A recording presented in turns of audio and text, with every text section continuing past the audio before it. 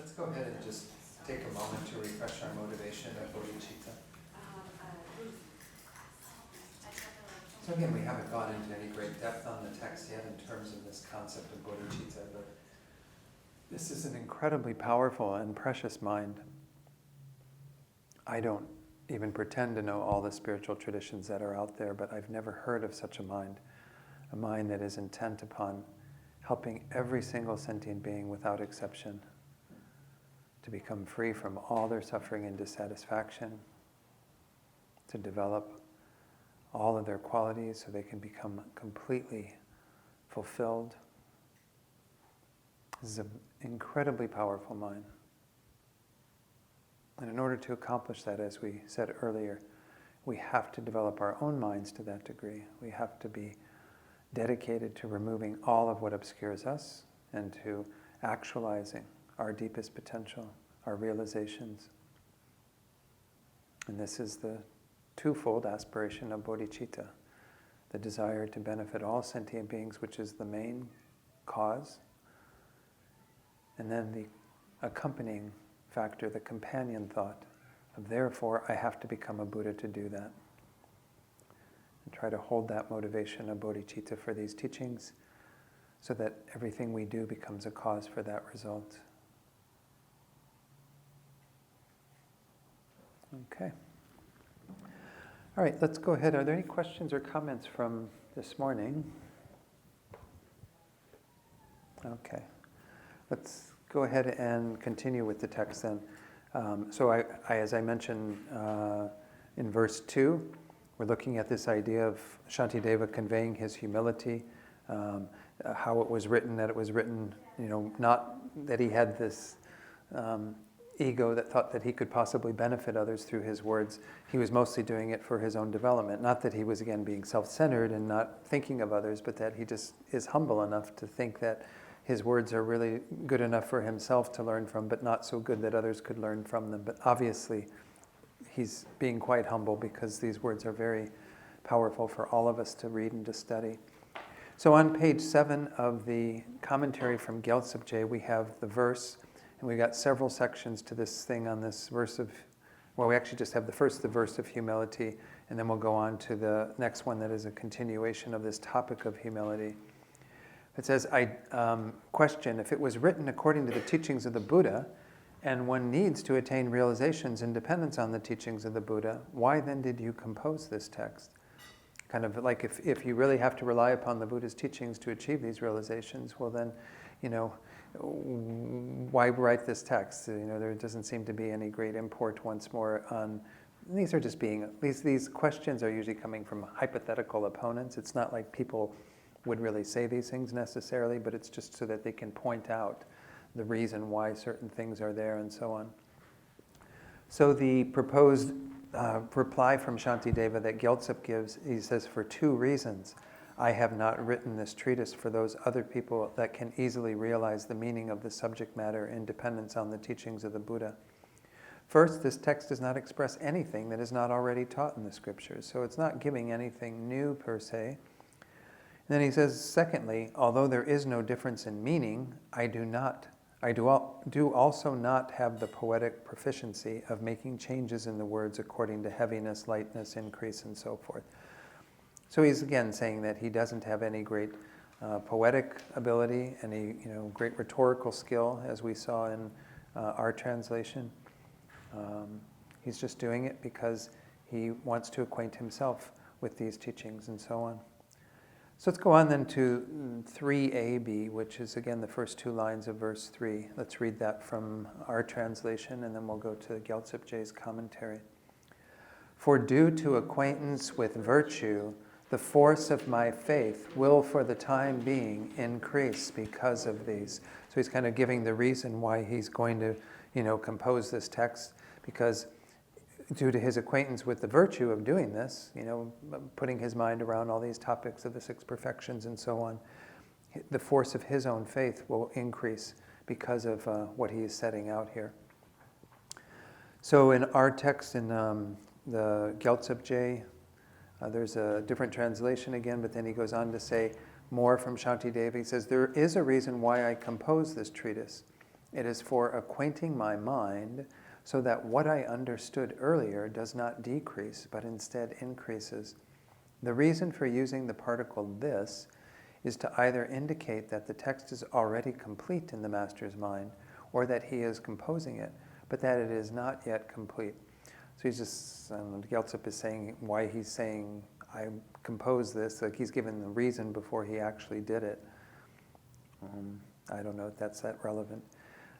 But then he gets another hypothetical argument. Someone says, well, if Shantideva composed the treatise for the purpose of self, then if he did not understand it, then he was unsuitable to compose the treatise.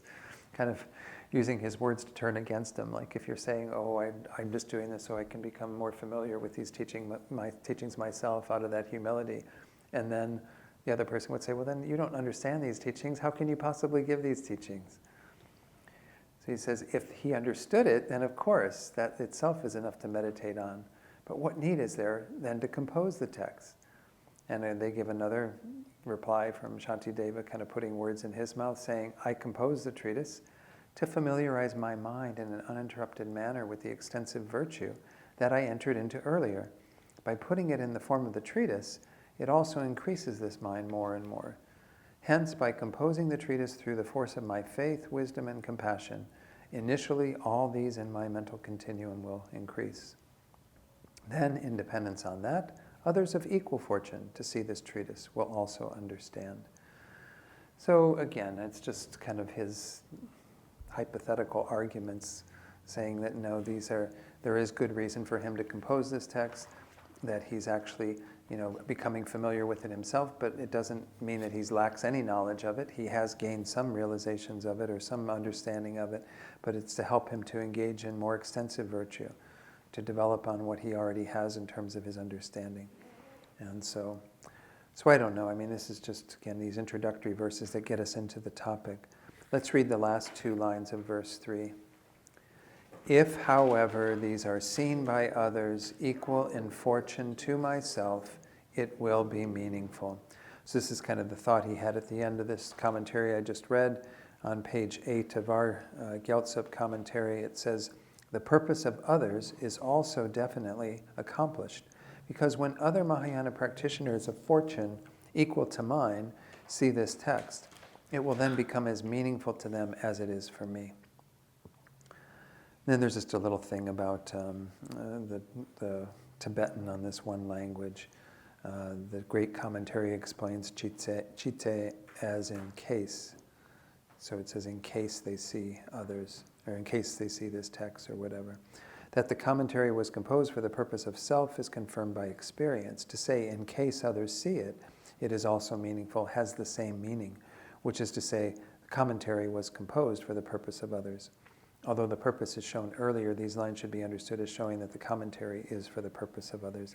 I don't know if there's much I can say about that. I'm not sure I even understand it. So anyway, this is Shantideva once more being quite humble and saying, I've composed this text, but I'm mostly trying to acquaint my own mind with virtue and how to practice the Bodhisattva's path.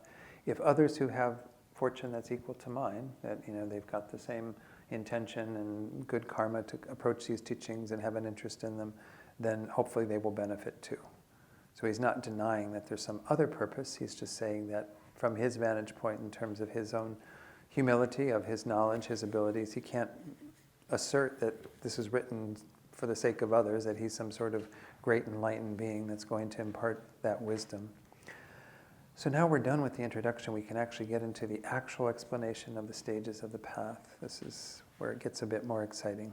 Any comments or questions before? Okay. Let's read verse 4. The leisures and endowments are very hard to find, since they accomplish the purposes of beings. If I do not accomplish benefit upon this, how will I acquire this in the future? So most of you might recognize this term in the other translation by Venerable Fedor. He calls it freedoms and endowments. The freedoms or the leisures are these 8 qualities that hopefully everyone in the room possesses. I mean, we have to check up for ourselves to see if we're actually in that category with regard to some of them. But some of them, most definitely, we possess. They're called freedoms because we're free from being in states that would be negative And we're going to look at those a little bit later. They're going to talk about them to some degree. But again, it's not so important to go through all of those. That's a Lam Rim topic that you've seen, I'm sure, before. The 10 endowments, or sometimes called opportunities, are 10 things that we're endowed with. So it's kind of looking at things from two different angles. What am I free from? What am I endowed with? So that I am capable of using this life meaningfully. So those two together refer to this perfect human rebirth, as it's called. And this perfect human rebirth is said to be the ideal basis for practicing the Dharma. Because when we have that much freedom and leisure in our lives, we're not dealing with major obstacles and so on, and we have a strong interest in the Dharma, and we're living at a time when the Dharma is here and so on. We're in countries where we can practice the Dharma. Hi, Sheila. So when we have that kind of things all lining up so that we have this perfect condition, it says there, to find this is extremely rare. That's one of the main teachings we look at as well in this that section on the perfect human rebirth. But then the thought that is in the remaining lines is, if I don't do anything beneficial now to achieve the purpose of sentient beings, how shall I, after this, get another rebirth? It's like we have to recognize the preciousness of this life, but moreover, the preciousness of using it right now to do what we can. So let's take a look at what Gyaltsab Je says in regard to this verse, page 10. He says, one needs to make certain that one practices the Dharma on this basis that possesses freedoms and endowments, because it is very difficult to find such a basis which possesses the 18 Dharmas, the 8 freedoms and the 10 endowments, due to it being very rare to establish the causes for it. Does anyone remember the causes for this perfect human rebirth? There are 3, that they're usually identified as 3. The second one has a few in it. What's the first one, the most primary cause to get a human rebirth, a perfect human rebirth? Abstaining from the 10 non-virtuous actions. Good. So engaging in morality, abstaining particularly, as Snehi says, from the 10 non-virtues, but doing what we can to avoid anything that would cause us to go to a lower rebirth, to practice the virtuous opposites of those, to refrain from killing and stealing and so on. What's the second cause? Pardon? Stainless prayers is one of the 3 for sure. Stainless prayers means that we have to make those pure prayers to gain a rebirth like this. Pure in that they're with good intention, not that, I want to be born human because look at all the wonderful things I get to enjoy as a human, that it's driven by attachment or something. It has to be driven by some desire to use this life meaningfully. Third cause. Good, practicing generosity. And they sometimes include the other perfections. How does generosity fit into it? Well, because we see that one of the main qualities of having kind of a life of leisure, that sounds kind of strange, but a life with these leisures, with these freedoms, is that you can then use this life in a meaningful way. You have to then have some freedom to do that. And freedom usually comes from having more resources in this life. If we were occupying our entire time, from the moment we got up till the moment we went to bed, with trying to get enough food to eat, trying to make sure that we were, healthy enough with these bodies and so on, to be able to continue to live, we probably wouldn't have as much energy to practice the Dharma. We need to have resources. And not just resources for ourselves to be able to be comfortable, but resources to use in benefiting others. This is, of course, what the Bodhisattvas do with their resources, is they don't think about, what nice thing can I buy for myself because I got this wonderful, gift from somebody. They think, how can I use this to be a benefit to others? How can I use this in a more meaningful way? So resources come from generosity. The karma of generosity is that by giving what you have to others, materially, as well as other ways that you can practice generosity, that becomes the cause for your receiving. Without that, creating that karma, you never end up with any resources. So resources aren't on the list of these freedoms and endowments, but we see how important it is to have resources in our lives, to not be born in impoverished places where we would have those kinds of burdens, but also then to have the resources to benefit other sentient beings. So then it says, it reiterates these 3 that we just went through. You could have looked on your commentary and saw all 3, but I know Jennifer didn't do that. I know Snehi didn't do that.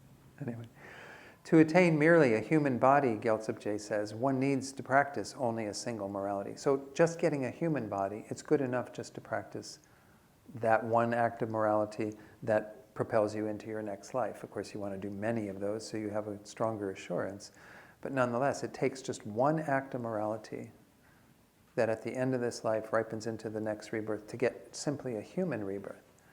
But then he says, but to attain a precious human body, this perfect human rebirth that we often talk about, one needs to practice pure morality as the basis, which then needs to be complemented with the practice of generosity and so forth, and completed with pure prayer. This is extremely or exceedingly difficult to find. So it is hard. I mean, we do have to kind of be attentive to this and make sure that we create these causes in this life. But if you look at just a human rebirth, you still might think, well, God, there's a lot of human beings on this planet. We're up to 7 point some billion now. But when you take that sliver of how many of them have a perfect human rebirth, it's really quite small.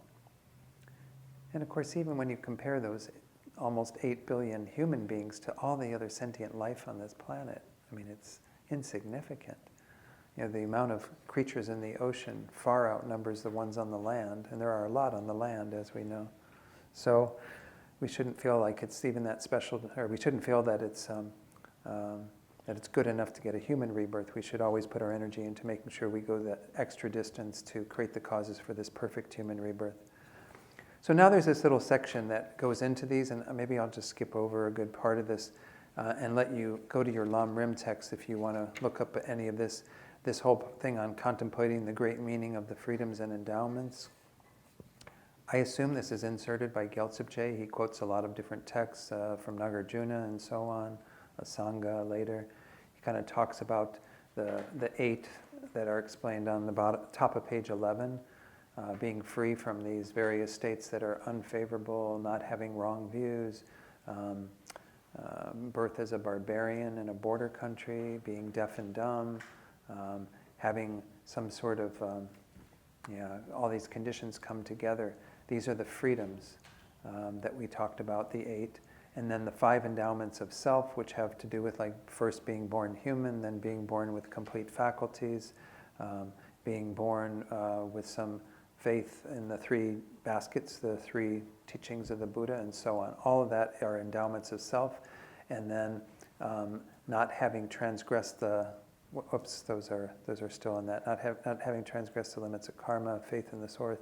Then it comes down to the bottom, says a Buddha has come and taught the holy Dharma and so on. These are all the ones that are 5 endowments from outside of ourselves, that were born at a time when the Buddha appeared, that the Buddha taught the Dharma, that the Dharma of the Buddha still exists, it's being realized by beings in this world, and so on.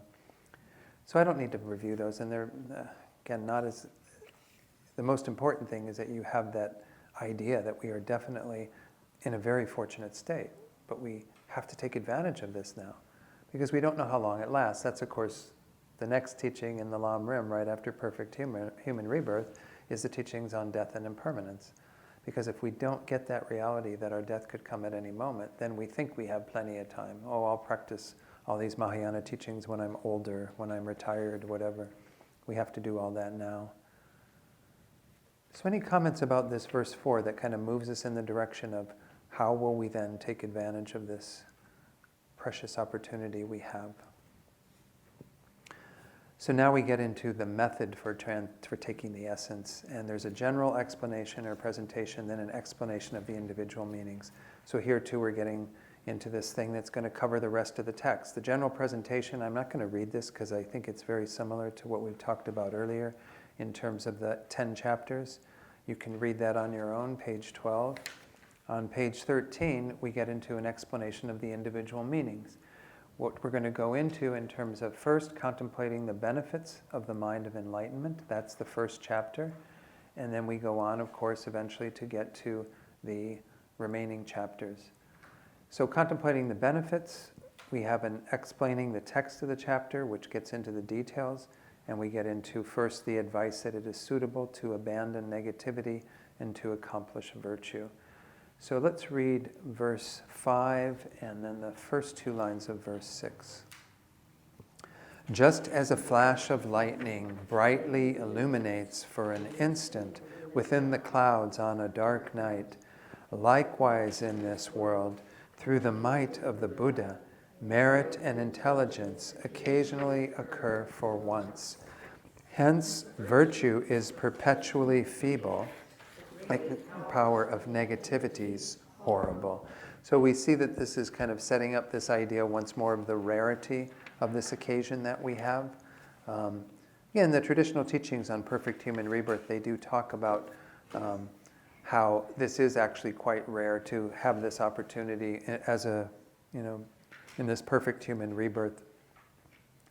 But that's because, again, the causes of it are so kind of at risk. If we don't really learn to adopt virtue and practice it in a really strong way, a very concerted way, instead it's just like it was described here. It's like a flash of lightning that illuminates the sky for a moment. But then, that's through the power of the Buddhas, through these great beings that cause the impetus, the impulse to practice virtue to arise in our minds. But then, we're in the darkness the rest of the time. If you look at, they say if you, kind of examine, if you had the information, all the data, how much time we've spent in the lower realms, it's huge. We've only come up out of the lower realms to the upper realms for what seems like a moment in regard to beginningless time. Those rare instances, through the power of the Buddha, we somehow have these opportunities arising. So, as he says, virtue is always meek and powerful. Negativity, very, very powerful, very dreadful. So let's look at what Gyaltsab says. It's not a very long commentary on these lines. He says, nowadays, when we are of little merit and our negativities are very strong, it is appropriate to meditate on the antidotes to the negativities.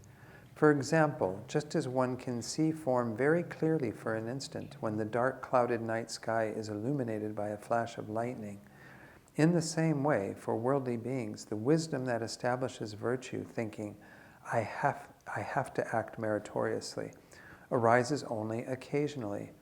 Again, and through the might of perfectly completed Buddhas. It's only through the presence of these enlightened beings in our world that all virtue arises. You might think, well, but I create my own virtue. Well, where did you get the impulse to create virtue? It's always arising, they say, through the force of Buddhas. And you might say, but yeah, I must have started at some point from your own mind, but nothing starts, everything's beginningless. So there have always been Buddhas in the world influencing beings to practice virtue, to engage in positive actions. And there have always been beings that occasionally attend to that have these, arising of these precious moments where they decide to move their mind in a more positive direction. As it says, the final sentence of that paragraph, beings do not possess such thinking continually. That's the biggest problem we have, is that we get a human life like this and we come up into the light and we practice like crazy and we do what we think we can, but it's not continuous enough. The strength isn't there often that we lose the plot, as Venerable Rabino would say. We somehow revert back to more negative states of mind. Now, that doesn't mean, I had a question when I was teaching in Miami last week. One person asked that they had this kind of fear that everything that they've done in this life to try to practice the Dharma and everything was going to all be lost. And I think we have to have that confidence that all these things do create imprints. But it shouldn't stop us, though, from really wanting to wholeheartedly engage in these teachings. To really do what we can to try to dedicate our lives to the Dharma. And that's the purpose, certainly, of the teachings on death and impermanence, is to get us to go to that degree. Each of us can examine ourselves and see, how committed am I to this path? Am I really doing everything I can? And obviously, we don't have the strength to practice from sunrise to sunset every day, to have that kind of full-on dedication. I doubt that even some of the monks and nuns in the monasteries and nunneries, that they have that strength of conviction either. But nonetheless, this is something we have to be attentive to make sure that it isn't just like a flash of lightning in the dark. That we get that one brief moment when we feel we're inspired, and then we go back into the darkness of eons and the lower rebirths and what have you. So he says, for that reason, they always remain with little virtue, and similar to the dark, clouded night sky, they have difficulty overcoming the strong negativities that cause rebirth in the lower realms. Worldly beings take rebirth in very fearful places, which should be understood as very dreadful times, and therefore one should strive to accomplish virtue and abandon negativity.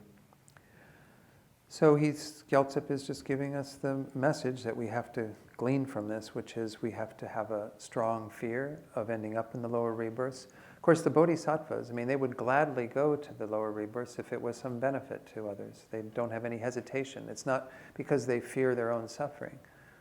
But for us who are still, struggling with all this, there can be that initial impulse, which is, I don't want to end up in those states.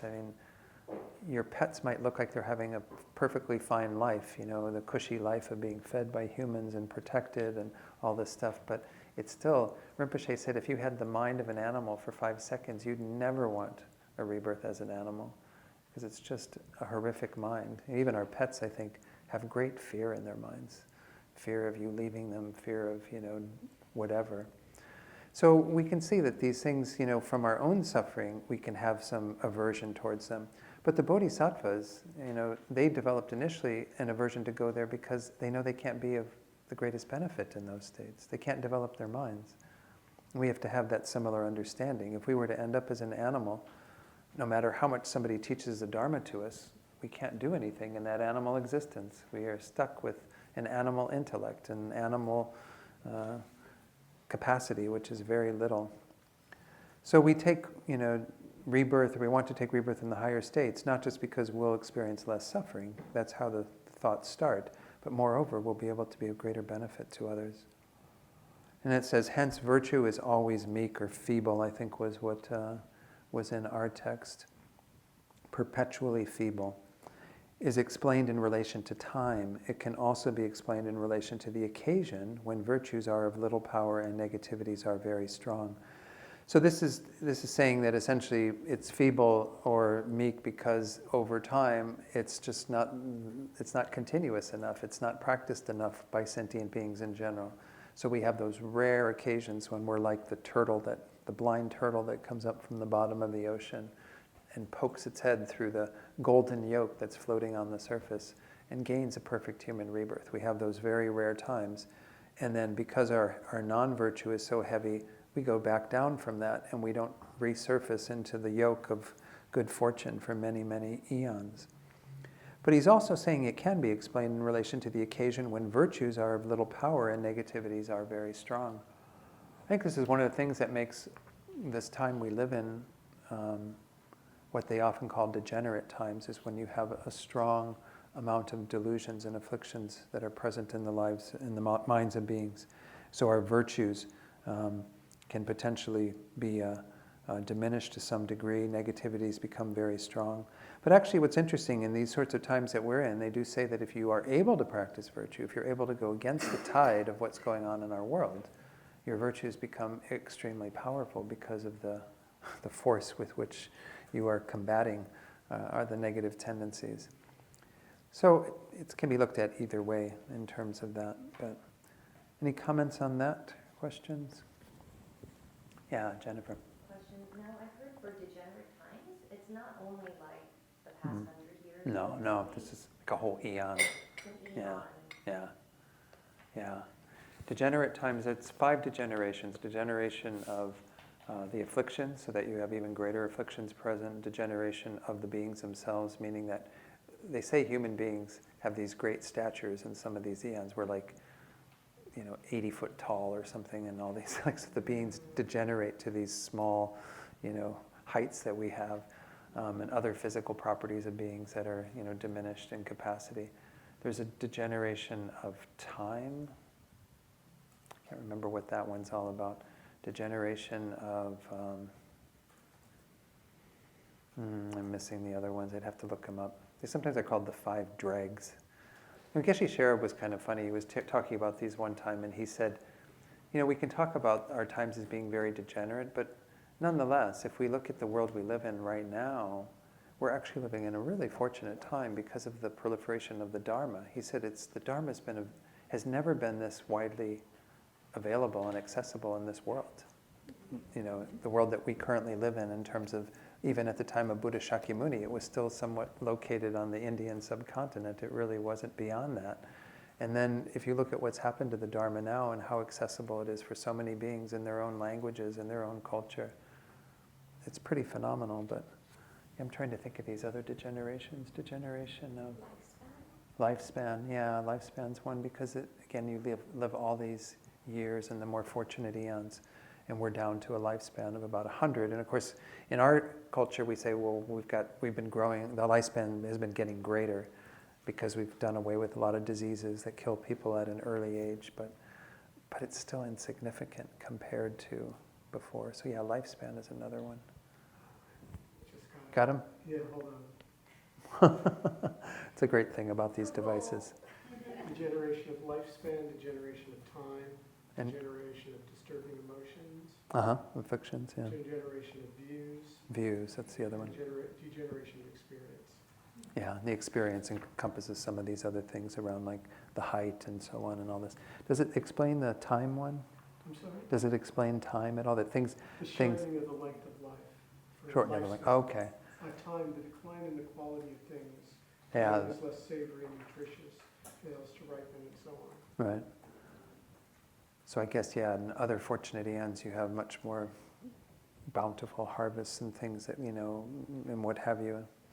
So again, we might be dealing with some of these conditions that have been around, again, a lot longer than just 100 years, as Jennifer is pointing out. But that doesn't mean that we're hopeless.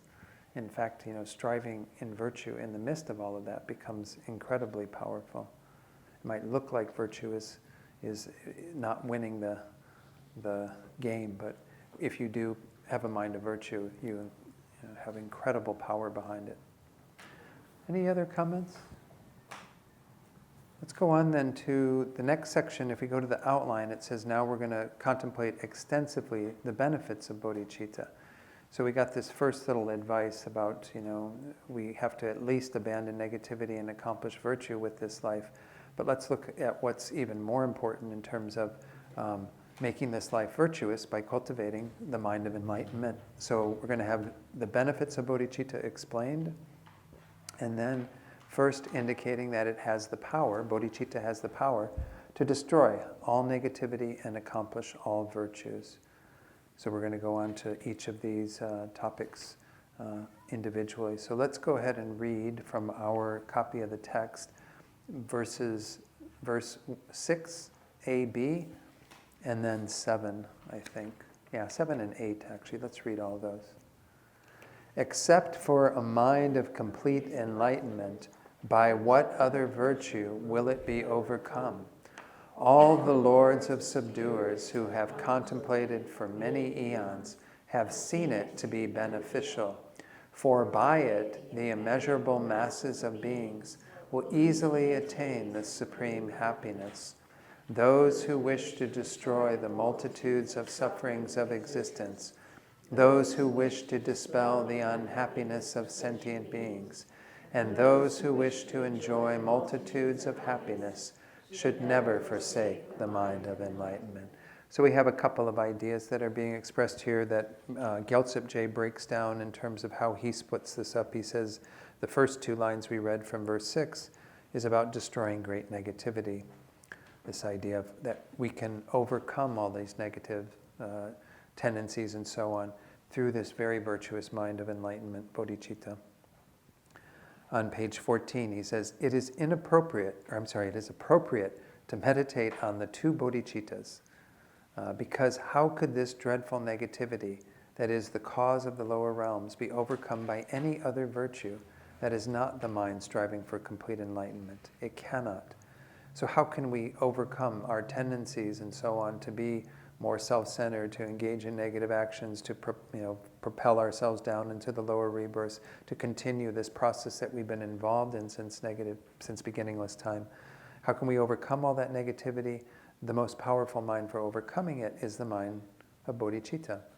You can't really overcome it in a more lasting way without that virtuous mind. He says this does not relate primarily to the ultimate bodhicitta that can abandon the seat of the obscurations. Rather, it shows mainly the benefit of conventional bodhicitta, purifying the earlier accumulated causes for the lower realms, as well as cutting the continuity of later ones. So someone might read this and think, well, he's really talking about ultimate bodhicitta as one of the two bodhicittas, because ultimate bodhicitta is what completely overcomes the process in the end, right? If you are able to, have that wisdom realizing emptiness with your bodhicitta, well, then that's what's going to get you to removing all the afflictive obscurations and removing eventually the knowledge obscurations. But he's saying here, rather, this is showing the benefit of conventional bodhicitta being able to purify this. That when we generate that strong intention to benefit others, it actually has a purifying effect on our earlier accumulated causes for the lower rebirths, he says, as well as cutting the continuity of later ones. Well, why? Because you stop engaging in the things that keep that cycle going. When you have a mind that's dedicated to the welfare of others, especially if you have this in that spontaneous, uncontrived way I was talking about earlier today, well, then you have a powerful mind that acts as a force against all of our negative tendencies. It doesn't fuel any of the ripening of the negative karma even, and so on. So bodhicitta is very powerful in terms of destroying these great negativities, the past actions we've engaged in, as well as keeping us from engaging in future negative actions. It also can accomplish supreme happiness. That was what was in verse 7. Gyaltsab Je says, it is appropriate to strive to meditate on bodhicitta also because the able ones who thought deeply for many countless eons about what is beneficial for sentient beings and the method with which to achieve that benefit, see only this mind generation for enlightenment as beneficial, because this is what gives rise to the welfare of all beings. It's because of what, again, this links back in some way to seeing that in that verse 5, it's through the power of the Buddhas that sentient beings are able to have those flash of lightnings in the dark, to have that opportunity to see things in a much more virtuous way. We only have that clarity arising through the power of the Buddhas. Well, that's because Buddhas came from bodhisattvas, bodhisattvas came from bodhicitta. Bodhicitta arises through, in the power of that, all of this can happen for sentient beings. Bodhicitta is the main cause for the welfare of beings. So it can accomplish supreme happiness in this way. So he says this very bodhicitta is the seed with which the immeasurable number of sentient beings can easily and happily, independently of austerities such as tearing out one's hair and so forth, accomplish the supreme happiness. It will cause they themselves to become enlightened, but then they also become the cause of enlightenment for others. So this is, bodhicitta is the most powerful thing that we can practice.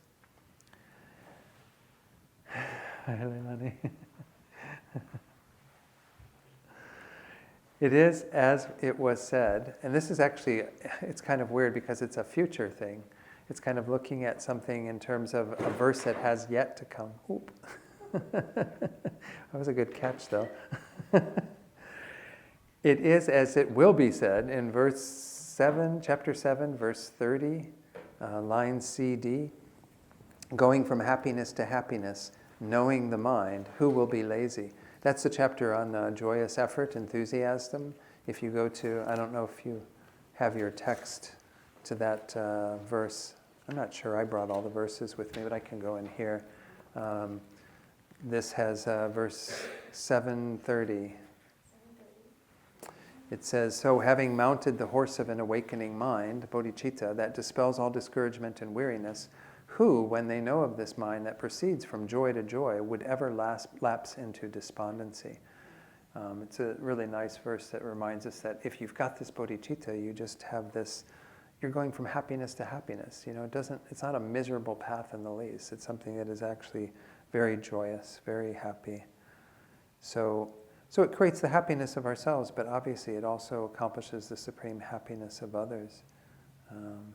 Through it, as it says there, the immeasurable number of beings easily accomplish supreme happiness. And then, of course, the final one, verse 8, that we read earlier on page 15, Gyaltsab Je says in relation to this, it is appropriate also to meditate on bodhicitta, since it is the supreme method for accomplishing the purpose of both self and others. We often talk about those two. This morning when we were talking about kind of the Dharmakaya and the Rupakaya, and these kind of being the products of what we're doing on our path in terms of the way that we fully actualize our wisdom ourselves, but then that we're able to benefit others. Well, this is self-purpose and other purpose. We have a self-purpose, which is that we have to accomplish that more qualified state. But that self-purpose is done so we can accomplish the purpose of others, so that we can actually be dedicated to helping every one of them on their path. So then he continues, Gyaltsep saying, having trained in the motivation of the medium-capable being, again that's the middle path, the middle scope, one wishes to destroy the 100-fold sufferings of existence in one's own continuum. And having trained in the motivation of the great capable being, one wishes to clear the unhappiness of all sentient beings. So regardless of whether one wishes to enjoy the 100-fold happiness of higher status or definite goodness, there is no better method. One should generate bodhicitta alone and never give it up or let it degenerate. So this is, again, the benefits of bodhicitta. This whole topic was having the power to destroy all negativity and accomplish all virtue. So Shantideva is giving this as like part of the advertising, again, of why it's useful to cultivate this mind. If we haven't been convinced yet, he'll continue giving us more reasons why we need to have this. Any other comments or questions on that then? Yeah, Richard. It sounds, maybe I'm misreading it here, but it sounds to me like he's saying the motivation of the medium capable being is to wish for one's self, aspire for one to attain enlightenment in order to eliminate one's own suffering. Mm-hmm. And that is the medium scope. Yeah, I mean, that comment, the way that I read it is, yes, we could say that bodhisattvas are similar to some degree in having cultivated that same motivation, Right. because we go through that motivation to get to bodhicitta. And in a sense, we could say that the most of the welfare of oneself is accomplished by virtue of removing our afflictive obscurations, because we're no longer tormented by them. But in terms of what I was saying about the Dharmakaya being the full ripening of one's own welfare, that's kind of, again, the Mahayana perspective. But definitely we would say that we share that in common with the practitioners of the lower scope, is that desire to achieve our own welfare through removing all of our afflictions completely. Right. And were you going to... That's what I was Yeah. And then in terms of, training and the motivation of the great scope, that's where you further develop your desire to accomplish the welfare of others, which is what ripens into your ability to benefit them through the form bodies of a Buddha. Any other? Yeah, thanks for clarifying that. Sometimes this commentary is very different from the one that I had studied originally when I taught this. Yeah.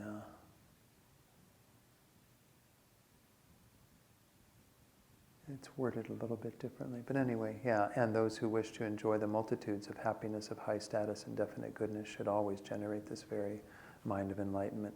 So whatever happiness we want, essentially, if we do want to attain our own welfare of freedom from the delusions, if we do want to attain Buddhahood and benefit others, if we do want to attain anything, bodhicitta is kind of going to help you accomplish all of that. Yeah. It doesn't mean that you have to have bodhicitta to accomplish that, but bodhicitta will be the means for that to happen. Rinpoche, when he talks sometimes, what he does is he says that, yes, by achieving Buddhahood, you will achieve the happiness of enlightenment. But all the other happiness comes along the way. The happiness of liberation will be yours. The happiness of good rebirth will be yours. The happiness of samsara will be yours. As well as you'll be involved in the happiness of all sentient beings and creating that for them. So it's like the biggest win-win situation we can possibly imagine. Let's go on to verse 9 and read that together again from our translation by Ziggy, and then we'll go to Gyaltsep Je's commentary. When the mind of enlightenment is generated, in that moment, those wretched ones fettered in the jail of cyclic existence will be called child of the Sugatas and will become objects of reverence by the humans and gods of the world. So one will become special in name and meaning as the advantage or benefit that's being explained here in terms of this ability for us to join the ranks of these special beings who have this name of child of the Sugatas or the Tathagatas. Essentially it means you get your card that says official bodhisattva, and your little ring that goes with it. So he says, it is appropriate to strive in generating bodhicitta because once one has generated the wishing or engaging bodhicitta, one will instantaneously attain the distinguished name child of the Tathagatas. And as the meaning of the name indicates, one will become an object of prostrations for worldly gods and humans.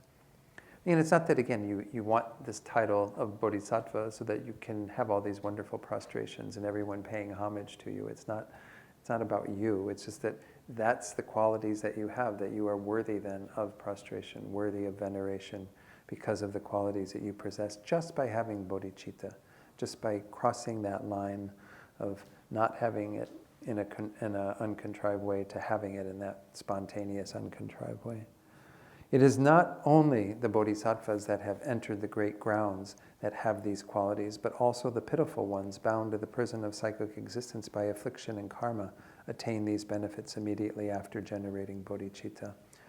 So, he is going to be talking a lot of times about that demarcation I was just mentioning, where you do become technically a bodhisattva. I mean, all of us in the room who don't have uncontrived bodhicitta, I'll raise my hand first.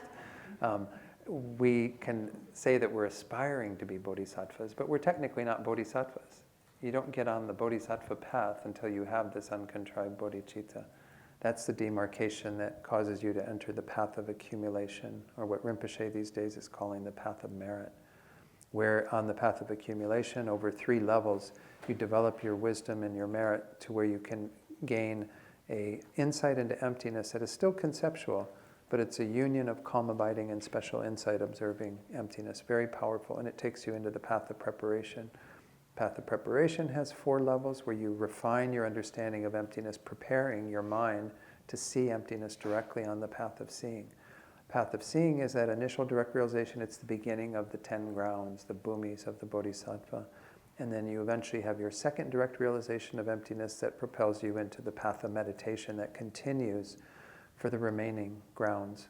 And essentially for the first, in total 7 grounds that you're on, you're removing the afflictive obscurations. And then the last 3, the 8th, 9th, and 10th, you're removing the knowledge obscurations. And then when you finally remove the knowledge obscurations, the last of those, you cross into the path of no more learning that I mentioned earlier. School's out then for good. You never have to learn or develop anything more because you're fully developed. So again, this demarcation of becoming a bodhisattva is an important milestone in the career of a Mahayana practitioner, and it already puts you in this category. There's another presentation of these different states of mind of bodhicitta in Maitreya's text that was mentioned earlier that I alluded to, the Ornament for Clear Realizations, where he talks about 22 similes for bodhicitta. And the bodhicitta at the very first level, I think, is called earth. Bodhicitta, like earth, it's like a foundation for everything else that you develop.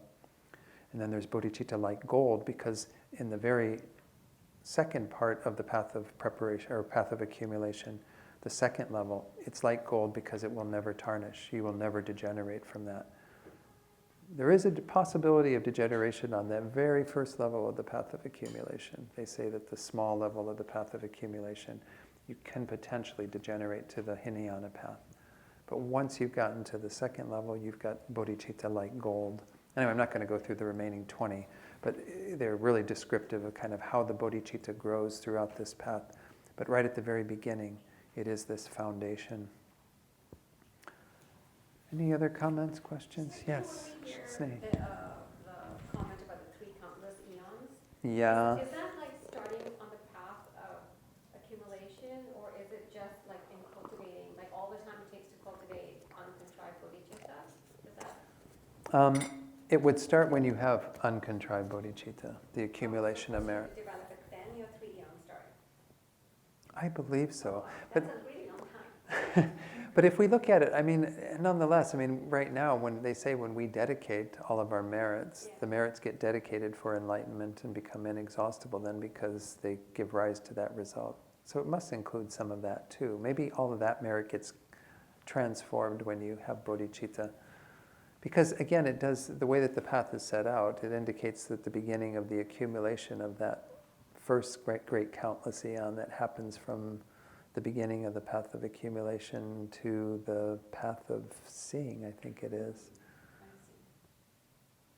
Yeah, it's up through the path of seeing. That's the first great countless eon. Then you have from the path of, maybe it's up to the path of seeing. I think it's up to the path of seeing. You have to have one great countless eon on those first two. Path of seeing all the way through up to the pure grounds, through the seventh ground, is another one. And then you need a third great countless eon. But great countless eon, I mean, we can't even imagine what this is. They say, someone wrote once that it's like 10 to the 59th years or something like that. You know, if you can imagine 10 with 59 zeros behind it. You've got like this humongous number. But that shouldn't freak us out, because they say actually you can cultivate that much merit much more quickly by different acts and different, strength of mind at the various times. That's why Tantra is said to be very powerful, is because of the practices in Tantra. You can do that very, very quickly. So it's not like it takes anywhere near as much time. But even in the sutra presentation, it's not in terms of absolute time. From the moment you enter the path until the moment you exit, it's 3 great countless eons. It's just the amount of merit that is equivalent to that amount of time or something. To cultivate that mind of uncontrived bodhicitta, that's all that meditation and familiarization with the sevenfold, the 12, or the tongue, or the giving and equalizing and exchanging, that's all Sure. the practice to develop that. Absolutely, yeah. Keep doing it over and over and over again. Becoming more and more familiar with it. And then just being present with the mind of bodhicitta throughout your day, too. I think we may have talked about that the last time I was here, doing bodhicitta mindfulness, to kind of have that awareness with every act that you're doing, that it's something that's of benefit to others, even if it's so mundane that you can't imagine it. There's those things in the FPMT prayer book. It's also in Bodhisattva Attitude. I don't know if you have copies of Bodhisattva Attitude, the free book from Lama Yeshe Wisdom Archive. There's a practice, he calls it bodhicitta mindfulness in that book. And Rinpoche recommends that we transform all of our acts by bringing bodhicitta motivation. So there's, like, if you enter into a room, you think that you're bringing all sentient beings into enlightenment with you. When you exit a room, you think you're taking them all out of samsara or whatever. And then you can do things like when you sit on the toilet and getting ready to use the bathroom to excrete, you can think that just as what's coming out of your body is being removed, may all the delusions of all beings be removed. So you're transforming these ordinary acts. That's how you also develop your bodhicitta, is by bringing that awareness to everything that you do. And of course, those things that are quite beneficial, like if you do feed your pet, you take out food and give to them, bring bodhicitta to that. Don't sit there and think, I'm just getting the generosity, the karma of generosity of giving to one being. Think that I'm going to feed all beings, in a sense, have that mind of bodhicitta.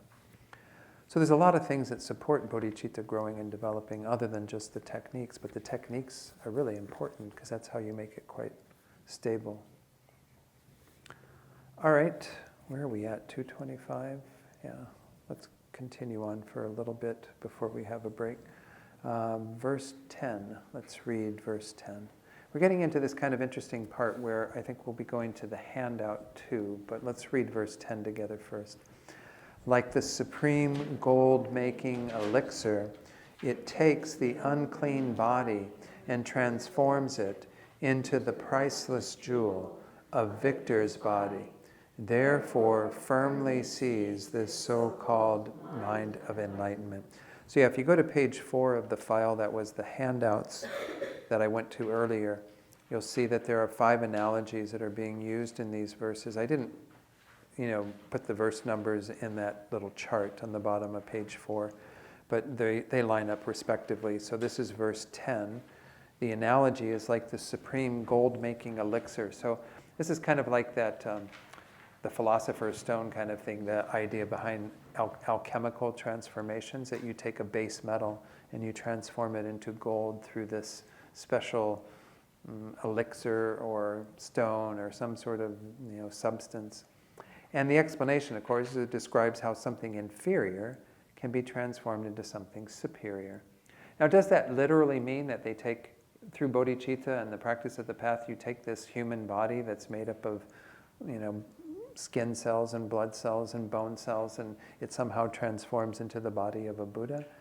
Well, no, it means that you take this basis that is this body, and it becomes the support for your own transformed experience into the body of a Buddha, the enlightened form of a Buddha. So let's look at what Gyaltsab Je says. We're in this section that are the benefits being explained with various examples. Again, these 5 that we're going to look at. Well, there's actually a whole bunch more that come from the last little bit. But Gyaltsab Je says on page 16, upon having contemplated these benefits and generated that called the mind of enlightenment, one should hold on to it firmly, just like one song of supreme gold transforming elixir can transform 1,000 song of iron into gold. This mind can transform this body that one has taken, impure both from the point of view of cause and nature, into the priceless, precious body of a conqueror. In the flower array, it sums up the benefits of bodhicitta with the example, one song of mercury, which appears as gold, can transform 1,000 song of iron into gold. So as I said, it's not that it's a literal transformation. It's not like this body somehow, all the cells change and become, light particles that become the light body of a Buddha or something. It's just that this body is the support for the ability to transform your experience in that way. I don't know. I'm not sure what happens to your corporeal body when you become a Buddha. I mean, I think you continue to have it as a support, and other people still see you and kind of can relate to you, but you're having like a whole different experience, Yeah, Jennifer. I guess I have a question related to that. So, I mean, going back to things being empty of inherent nature, is the body, I would think the body is not inherently impure, or how do we look at when he says, the mind can transform this body that one has taken impure both from the point of view of cause and nature, and how do we reconcile that? Well, but because something isn't inherently impure doesn't mean it isn't conventionally impure. So this is where inherent existence doesn't deny characteristics and properties, it just says they don't exist inherently. So I mean, this is where like a Buddha's body is also empty of inherent existence, but we would call it a pure body. Why? Because it's made out of pure, uncontaminated wisdom. It's not, that's how it's formed, through those causes and conditions. It's not formed through karma and delusions like a sentient being's body is. So things still exist as pure and impure in our conventional world, though they're not inherently impure and pure. It doesn't mean that they still don't have those characteristics. I think this is something we have to be careful with when we kind of apply emptiness teachings. And empty of inherent existence doesn't mean empty of having any characteristics at all. It means it has no inherent characteristics, meaning the characteristics aren't coming from the side of the object. They still are merely imputed. But merely imputed as impure is different than merely imputed as pure. If that makes sense. And so a Buddha would see our aggregates from an ultimate perspective as pure because it's empty of an inherent nature, but conventionally it would also see our aggregates as impure because carbon. Exactly. Because the Buddha doesn't, because again, there's nothing inherently there for the Buddha to see in terms of their observation, because they have this perfect mind that is holding both truths at the same time. But how they are knowing conventional truth, they say, the conventional truths of sentient beings who are contaminated, is through their minds, because our minds are contaminated and see things with that contamination. So they would know the impurities that we are experiencing. There's no inherent impurities that can be known by the mind of a Buddha because everything is seen as empty of inherent existence. But yeah, there's still impurity still exists conventionally. They just don't have any inherent existence.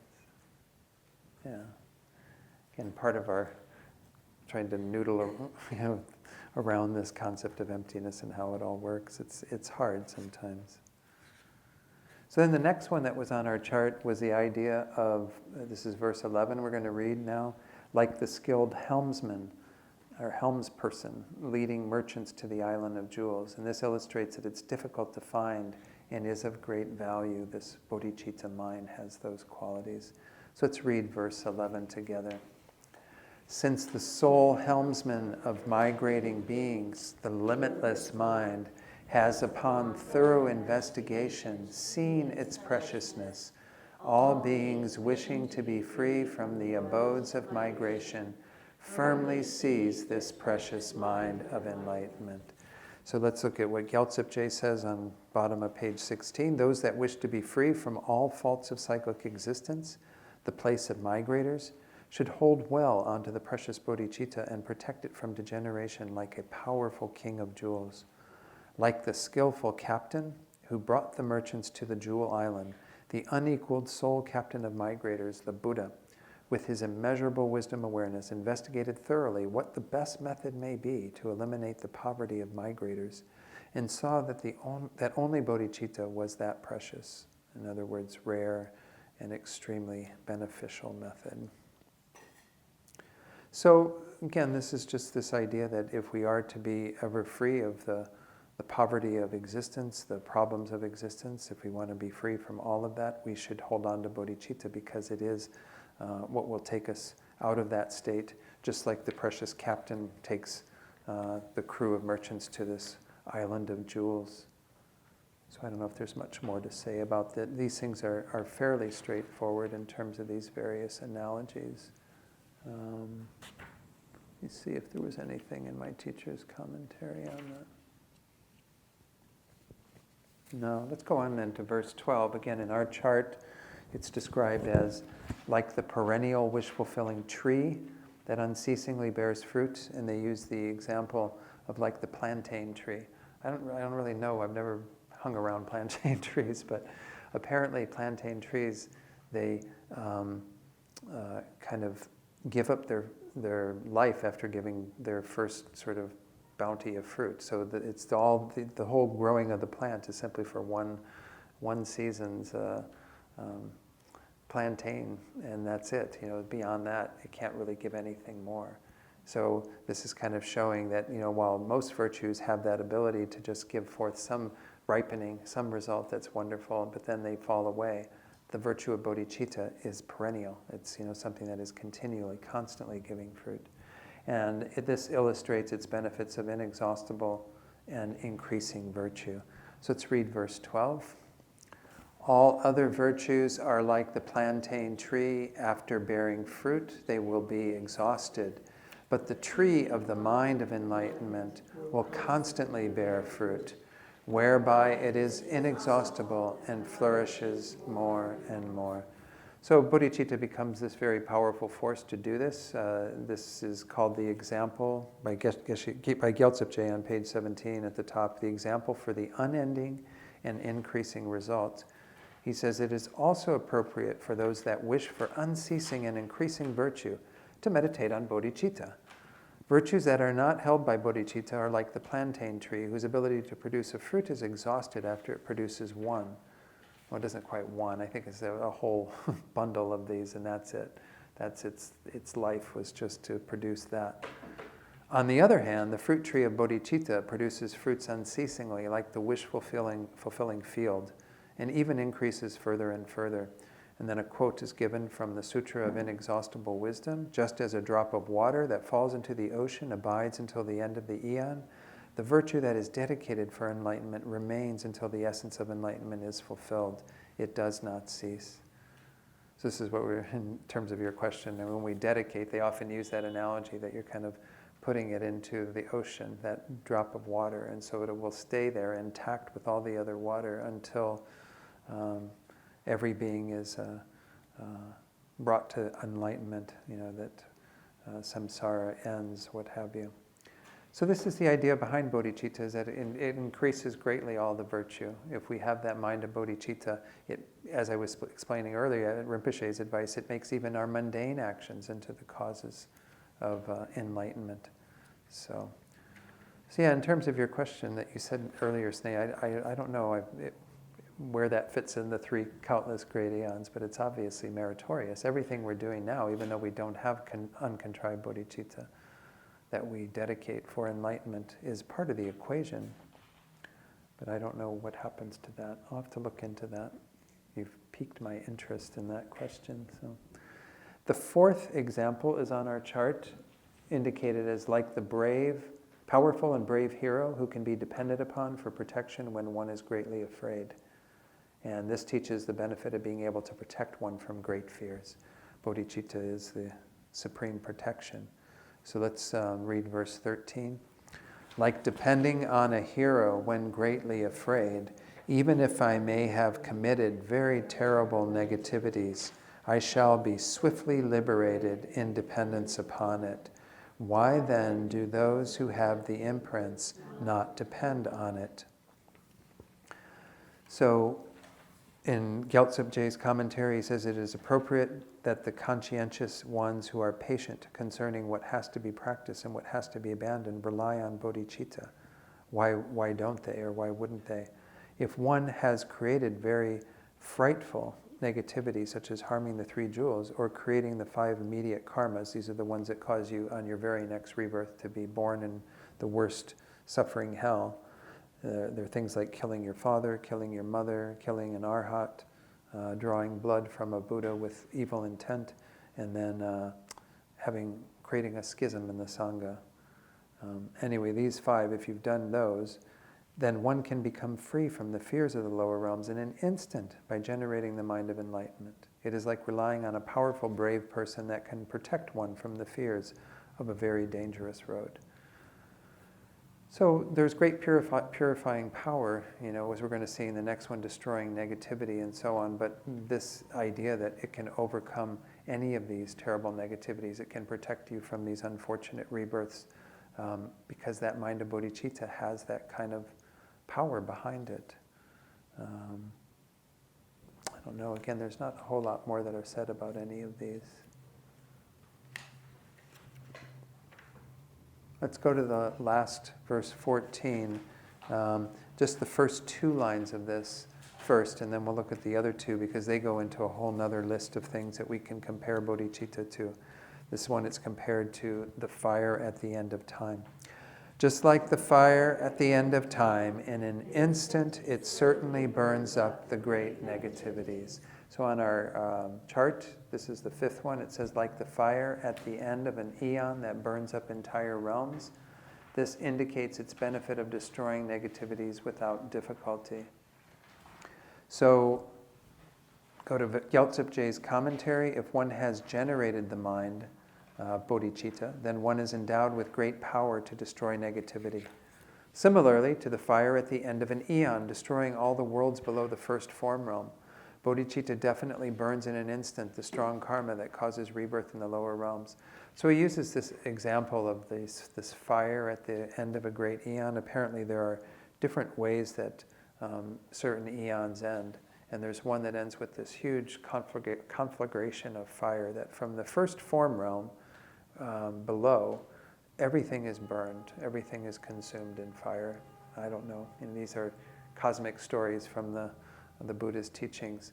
And so in this way, all those realms are kind of emptied of beings. And beings, take existence in various other states and so on. But it doesn't mean that there are no human beings then ever. This is within a particular world system that all this is happening. And there are different world systems, different places. And the Buddha didn't really get into a whole lot of the detail on this, but the Buddha doesn't, in his teachings, there's no problem with having multiple worlds where human beings exist, where, various types of sentient beings can be. But this is a huge kind of event that occurs, and beings are sort of all scattered from those realms. But the idea is here is just as in the way that all of that is consumed, bodhicitta can consume all of our negativities. It goes on to say, if it can destroy the power of karma that is definitely to be experienced, then what need is there to mention that karma which is not definite to be experienced? The great pioneers said that confession, complete with the 4 opponent powers, purifies karma definitely to be experienced. So that which is definite to be experienced we can purify, but any karma that we have, regardless, it will be purified through the force of our bodhicitta. Definitely to be experienced means that if one does not meditate on the antidote, then it is definite to be experienced. This is established both with quotation and reasoning. So remember how we have that one principle of karma that says actions done aren't wasted. Well, that's its definiteness to be experienced. That applies to everything that hasn't been in some way reversed or interfered with. And so, as he's saying here, if you've meditated on an antidote to it, if you've somehow created an opposing force to it, then you won't have to experience it. But essentially, this is saying all of your karma, can be exhausted through the power of bodhicitta. Now, does that mean that from the moment you generate uncontrived bodhicitta, you never have a suffering result? I don't think so. I mean, I think that bodhisattvas continue to experience difficulties and problems until a bit further on the path. But nonetheless, it seems to greatly weaken a lot of that. And there are different demarcations as you continue through that mean that you have less power of those negative actions over you. You have more power in terms of your own compassionate motivation. And we have these last two lines of 14 that are still about an example for the benefits, but it goes into a whole bunch of them that I have put on the chart for you. I don't know if we need to go through all of them, but let's read the last two lines of 14. Its unfathomable benefits were explained to Sudana by the wise protector Maitreya. So apparently in one of the sutras of the Buddhas, it's mentioned as the array of stalks sutra. In this sutra, Maitreya sets out the benefits of bodhicitta using 12 analogies. In terms of our text, it gives a few of these. So let's read what Gyaltsabje is saying here. Not let's, but I'll read it. The mind of enlightenment definitely creates these benefits because Maitreya, who is endowed with awareness, explained these benefits and infinitely praised this mind in the Array of Stalk Sutra to the Bodhisattva, youthful Sudana. Maitreya is one of the 8 bodhisattvas that appeared in the retinue of the Buddha. They had Avalokiteshvara, Maitreya, Chenrezig, Siddhigarbha, Manjushri, Vajrapani. I can't remember all the other ones too. These lists, it gets to be hard to remember all of them. Shariputra? No, Shariputra wasn't one of the bodhisattvas. Yeah, it's...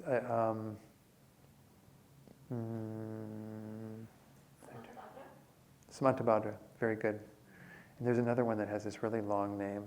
I have the list of them later on. We're going to see them come up again later, and I'll have the list in front of me, and I'll be able to recount all of those. But essentially, this was a Buddha talking. This wasn't, he was a Buddha appearing to be a bodhisattva, because in the retinue of Buddha, it was very helpful to have these ideal bodhisattvas, like Samantabhadra, Manjushri, and so on, that really typified what the bodhisattva life was like.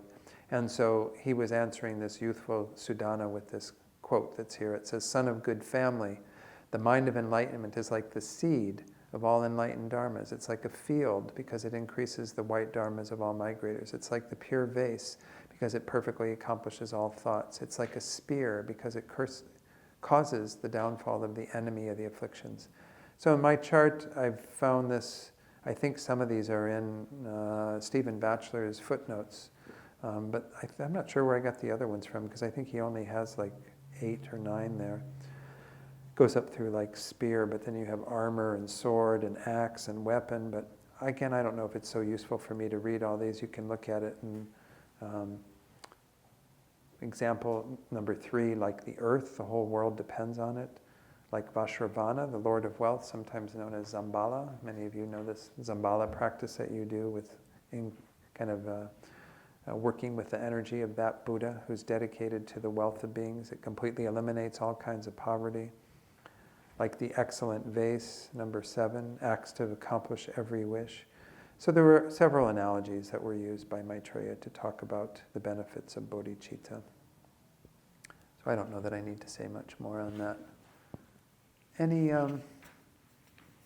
questions on that section where we looked at benefits? Yeah, Jennifer.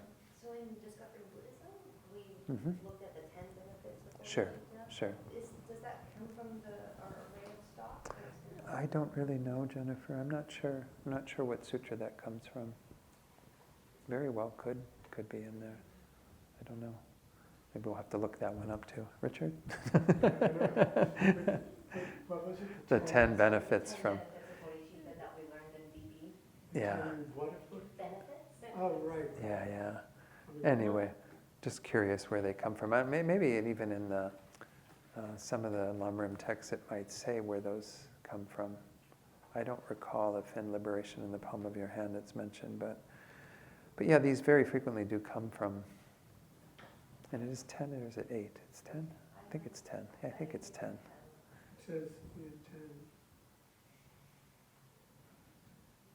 10. And don't ask me what the 10 are. You probably know better than me. You probably memorized them, Jennifer. You're supposed to as part of Yeah. I remember one FPMT says, like when it says, text says, when you renew your vows on a daily basis, Oh, you remember, you recall the benefits oh, as a package. I'm not doing that correctly. Yeah, good. No, it is good to recall these because again, the whole purpose why Shantideva was setting out in this section, the benefits, is to inspire you, to want to keep the aspiring bodhicitta, the wishing bodhicitta, but then to also the engaging that comes with the vows. Any luck on where they come from? Not finding out where they're coming from. We have something from Lama Yeshe, but Yeah. no, Okay. sorry. So let's get our grounding in where we're at with this section. So we're about to enter into the second part of this contemplating extensively the benefits of bodhicitta. If you go back to page 14 at the top, there was this topic of contemplating extensively the benefits of bodhicitta. We looked at the benefits, and now we're going to identify the nature of bodhicitta. So this is a kind of an important division, is to look at these two that we just talked about earlier, wishing and wishing and engaging, and then to kind of get a better idea of what they're like by the analogy that Master Shantideva gives us. And then we go on to the third topic in this eventually, but let's go ahead and do this verse 15 that talks about the two types of bodhicitta. In brief, you should understand the mind of enlightenment to be of two types, the mind that wishes enlightenment and the mind that engages enlightenment. So Gyaltsab Je says on page 20, take the subject, mind generation for supreme enlightenment. By way of nature, it should be known in brief in two aspects. The wishing mind generation, focusing on enlightenment, and the engaging mind generation, focusing on enlightenment. So the definition, he gives a lot of the stuff that I already went through earlier. I just felt it was more useful to go through it prior to the text. He says the definition of Mahayana mind generation is the mind that accompanies the aspiration to complete enlightenment for the purpose of others. By nature, it has the twofold division into wishing and engaging. By example, into 22, that was the similes I was talking about earlier from Maitreya's text, and by boundary, into the four of wishing, pure superior intent, and so forth. I'd have to see if I can find that in my other notes. I don't recall that when I taught it previously. I went through this commentary, like I said, but I can't say that I made sure that I got all of these. These again have to do with boundaries, so as you move through the path, different levels that you could be identifying. Let's go then to the paragraph in the middle there. It says, the mere wishing and engaging mind generation exists without having attained the special path of accumulation. This is what we would call what we have right now. Those of us who don't have uncontrived bodhicitta, we have a mere wishing and engaging mind generation. Again, it doesn't mean that there was no validity to your taking the bodhisattva vows. You took the vows, but you don't yet have the fully qualified wishing and engaging bodhicitta that would occur once you have developed that mind. I think we asked about this in the master's program, like if you've taken the vows before you cultivate uncontrived bodhicitta, when you have that crossing the threshold and you become a bodhisattva, does it mean that you have engaging bodhicitta at that moment? And it does seem like you do, I think, that by the power of your having the uncontrived bodhicitta and having taken the vows previously, I don't think you would have to take them again newly or in a different way with uncontrived. I think they would instantly become the support for engaging bodhicitta. So again, without having attained the special path of accumulation, we can have these in a mere way, in a nominal way, without having them fully qualified. The special path of accumulation is the start of the accumulation of three great countless aeons. It kind of says what I was saying earlier, right?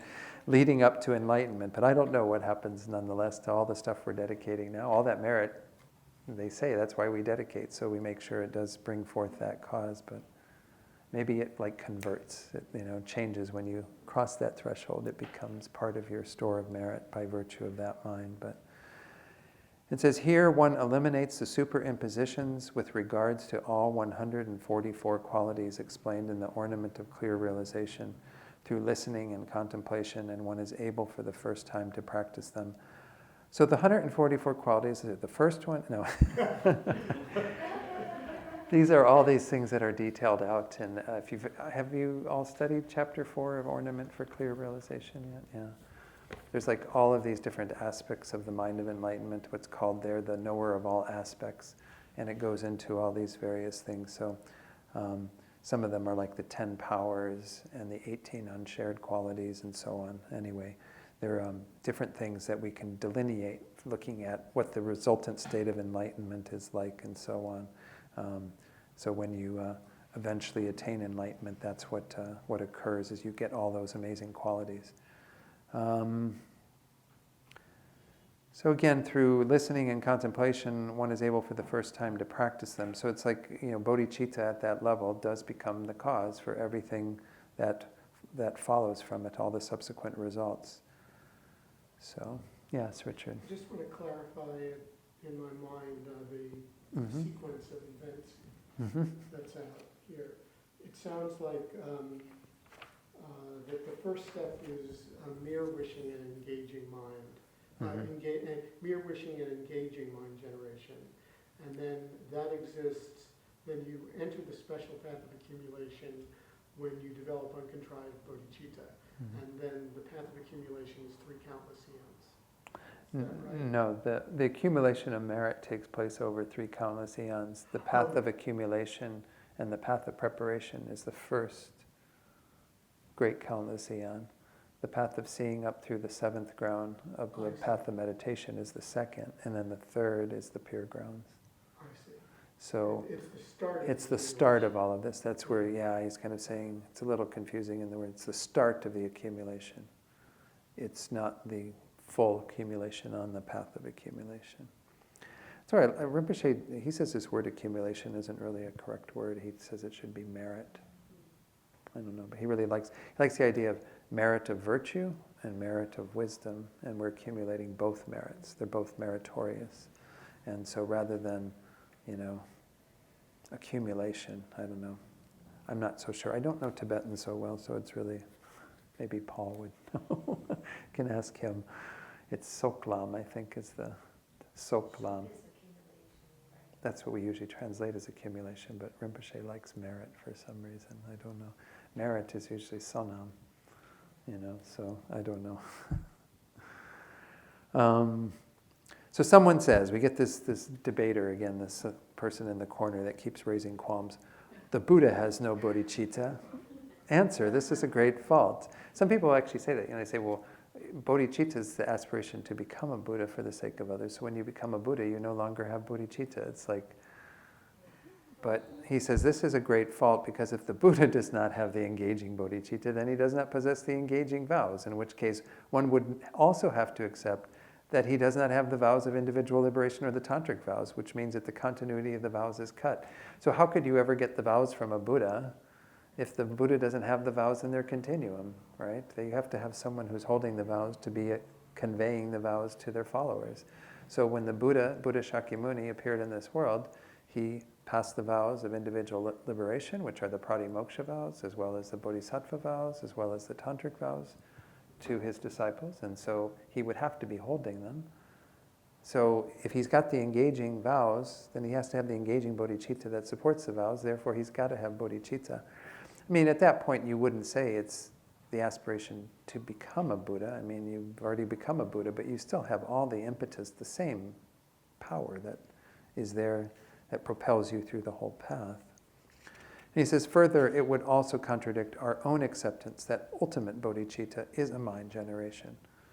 Because I guess the logic there, I'm not sure if it's, one of the biggest problems I have too is that I don't have a lot of contemporary commentaries on this commentary, and this has a lot more commentary on this verse than the section I have. It's just like a small little paragraph from the previous commentary I used. So I'm assuming what he's meaning there is that if you would say ultimate bodhicitta isn't bodhicitta because it isn't a mind that wishes to become enlightened for the sake of others. It's a mind realizing emptiness, right? Ultimate bodhicitta is wisdom mind, directly realizing emptiness, sustained by bodhicitta. So if you were to say ultimate bodhicitta isn't bodhicitta, well then that wouldn't be correct, even though this is a wisdom realizing emptiness, because it's sustained by bodhicitta, it is bodhicitta. That's not manifest. This is under the surface. It's, anyway, that's my thinking of what they mean by that line. But then he goes on at the top of page 21, like I said, a huge section on this. Although the engaging vows and the engaging mind generations are mutually exclusive, to say that there is another dharma for taking the engaging vows apart from taking the engaging mind generation is a great misunderstanding. I mean, you have to say the vows themselves and the bodhicitta are mutually exclusive. They're not the same absolute thing, because the vows are the specific behaviors that one should engage in or avoid engaging in, and then the mind generation is the bodhicitta that is supported by those vows. But to think that there's another dharma, another state of mind that allows you to take the engaging vows apart from the engaging mind generation would be a great misunderstanding. The conventional mind generation focuses on the form body. That is the conventional body of the Buddha. The ultimate bodhicitta is a mind that realized directly the ultimate mode of abiding of the Buddha and is presented in many texts as ultimate bodhicitta, but not as Mahayana mind generation. I don't know if I can say much on that. I'm not really sure I'm getting all the points that are being made in this Gyaltsab commentary sometimes. Anyway, I could say that statement about conventional mind generation focuses on the form body. It kind of makes some sense, because the whole purpose of becoming enlightened, you don't become enlightened really to gain the Dharmakaya. You do it to have the Rupakaya because you want to benefit other sentient beings. But you need to have the Dharmakaya. I mean, again, because otherwise the Rupakaya can't appear. You don't have the wisdom mind from which all of that manifests. But your main goal is the form bodies. You want to become wish-fulfilling for others. And to be wish-fulfilling for others, you have to have material form. Yeah, Sneh. Just to clarify, I've heard that, the Dharmakaya and Rupakaya are simultaneous. Like when you become a Buddha, you both are there. Like it's not sequential, like you can somehow have a Dharmakaya and then later on develop Rupakaya, but that it's simultaneous. But we still have to say that the cause of the form bodies is the wisdom truth body, because the wisdom truth body is what manifests in that form, that gives rise to those forms appearing. I don't know. I mean, when it gets down to things happening, yeah, we could say it's simultaneous, but It is that sort of the impression I got from different, some teachers saying, don't think that somehow, there is a disembodied, Dharmakaya mind, somewhere. Yeah.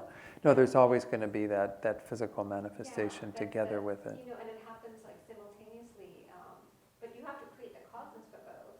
But when it happens simultaneously. Yeah, I know we discussed this too in Abhisamayalamkara in the master's program, and I can't remember what the conclusion was, but I think it was exactly what you said. I mean, because if you start positing that there's some time difference, that there's a moment that exists where you're just Dharmakaya prior to Rupakaya, then it just doesn't seem to make any sense that could be there. But when you get to be a Buddha, I don't know if time is so relevant. It's just like once you cross that threshold, that's at the path of no more learning. And I think that's such a high class problem to have. Yeah. I mean, we can't say that Buddhas are outside of the realm of cause and effect, because cause and effect still operates, but they've certainly transcended what we normally call karma or anything. There's no sort of karma dictating all that. They're in this state where they're this experience of unbridled virtuous energy that just is working on enlightening all beings, simultaneous from that point of attaining enlightenment until all beings are completely enlightened. There's no waning from that, no change in that in terms of that force, but it changes how it manifests on the basis of the karma of beings. So I don't think you can say, that they have to be sequential, but nonetheless, we run into problems when we start saying, but one's the cause and the other is the effect, because that implies a time dimension, but I don't know. This is a tough little section. I'm not going to dwell on a lot of these. It says here in the next paragraph, the mere wishing mind generation is generated independently of a ritual. To combine this with the thought, I will not give up this mind until enlightenment, so that it is held by the two-hold hook of promise, is taking it with a ritual, as explained by Atisha in his instructions. So sometimes His Holiness gives this, he calls it an aspirational bodhicitta ceremony. It's not formally like a heavy-duty thing with vows and all that, but you are encouraged to avoid the 5 black dharmas and engage in the 5 white dharmas. And there's like 3 verses that he uses for giving this aspiring bodhicitta. I'm sure some of you have been with His Holiness when he does this. Anyway, it's a little bit of a ceremony, a ritual that's a little more formal than just what you generate independently of the ritual, where you just then meditate on bodhicitta and developing this wish. So he says, this is taken by someone who can train in the advice that accompanies the wishing mind. The causes for the mind generation not to deteriorate in this life, to abandon the 4 black dharmas and rely on the 4 white dharmas, so that one will not be separated from the wishing mind in future lives. Then the way of taking the vows for the first time and so forth should be understood from the great stages of the path of the perfections that was composed by the great and glorious Losang Drakpa. So again, this is just saying that there's further instruction that you can find in terms of the vows. We aren't yet at the point where we take the vows, because that's not going to actually happen until chapter 3. And we're not taking the vows as part of this course. I'm just saying it when it's talked about by Shantideva. He gives a couple of verses that are generally used as the way of taking the vows. And that is done in ceremony. You can't take the vows without a preceptor for the first time. After you've taken them an initial time, you can take them on the basis of an image or a visualization of a Buddha, what have you. You can renew them as frequently as you'd like. You can renew them all day if you'd like, so.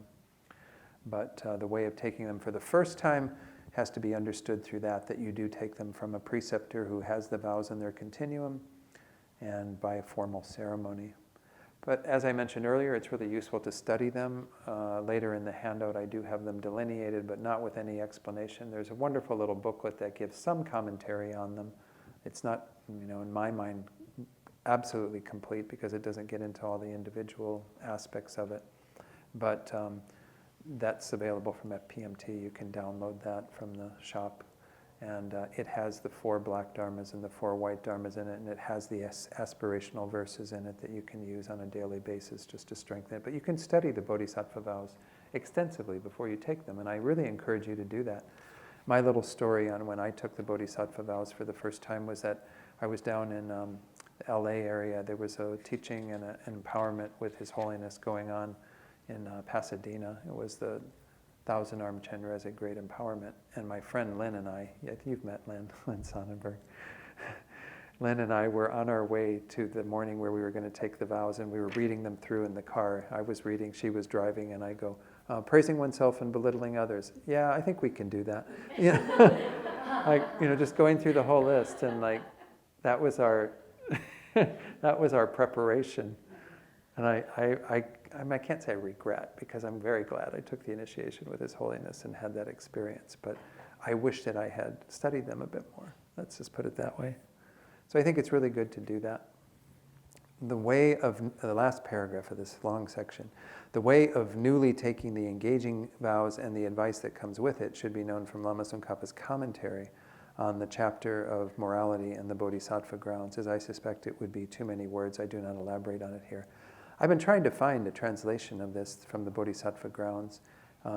He gives a commentary on all of them, and when I teach on the Bodhisattva vows, I use a commentary from, I think his name is Dakpo Rinpoche. He was taught in Malaysia or something, and he gave a full commentary, but he was using Tsongkhapa's. You could see how he was referring to it. In Tsongkhapa, he talks about the action and the state of mind and the completion and all. He gets down to all these details, and it's really quite useful, but I would love to have the full commentary, and I don't know Tibetan enough to go to the text and translate it. So So if anyone hears of a commentary on that chapter on morality in the Bodhisattva grounds, Bodhisattva Bhumi, as it's called in Sanskrit, let me know. Looking at you, Jennifer, I don't know. Does Paul do a lot of translation of texts? Yeah. You might ask him if he's ever come across one. That would be great. I asked Geshe Cherub, and Geshe said that he hadn't heard of one. Okay, so now where are we? We're at the second section of this. This was the divisions by nature. Now we're going to use an example to go into this from verse 16. So let's read that together. As is understood by the instances of desiring to go and going, so the wise should understand respectively the distinction between these two. So just as we would say that wanting to go somewhere is very different from actually getting your butt in gear and going there, these are two different states. That's the exact difference we're talking about between wishing and engaging. So on page 21, Gyaltsab Je says, the mind that thinks, I want to go to that place while resting and not being held by the action of going, and the mind that thinks, I shall go to that place while being held by the action of going, are the same in being an awareness that thinks I shall go to that place. The difference lies with being held or not being held by the action of going. And it's very different to say, I want to go to India, I really need to go to India, I have to go to India, and you never go to India, right? Because you never put any actions into place that cause you to get on a plane and go to India and deal with everything there and have this wonderful experience. So it's a huge difference, whether there's this action of going or not. So the respective difference, he says, between the wishing and engaging mind generation should be understood by those that are proficient in the same way. They are the same in being a mind that thinks, I will attain enlightenment for the welfare of others. That's where I want to go. But one of them does not depend on being held by the practice of the perfections of generosity and so forth, and one does depend on that. So all the paramitas, all the practices, deeds of a bodhisattva are the way of going there, just as getting on a plane and so on are the ways of going to India. So the Master Kamala Shila and others explained it in the same way, so I will not elaborate. One thing that my teacher, Geshe Jampa Gyatso, mentioned when he was commenting on verse 16 was to introduce these 3 states of mind or 3 levels of courage, 3 types of bodhicitta that are in your chart. Let's do that and then we'll take a little break. They're on page, if I can get this up again, page 5 at the bottom, chart 3 in this handout number 3. We're up through handout number 3, that's pretty good. All right, 3 minds for generating bodhicitta. I'm sure many of you have heard these before. They usually say king-like. I like to say ruler-like sometimes. Don't have it so gender-specific. Just as a ruler is in a position to best take care of their subjects, this mind thinks, I will first attain Buddhahood, and then I will liberate all sentient beings from cyclic existence and lead them to enlightenment.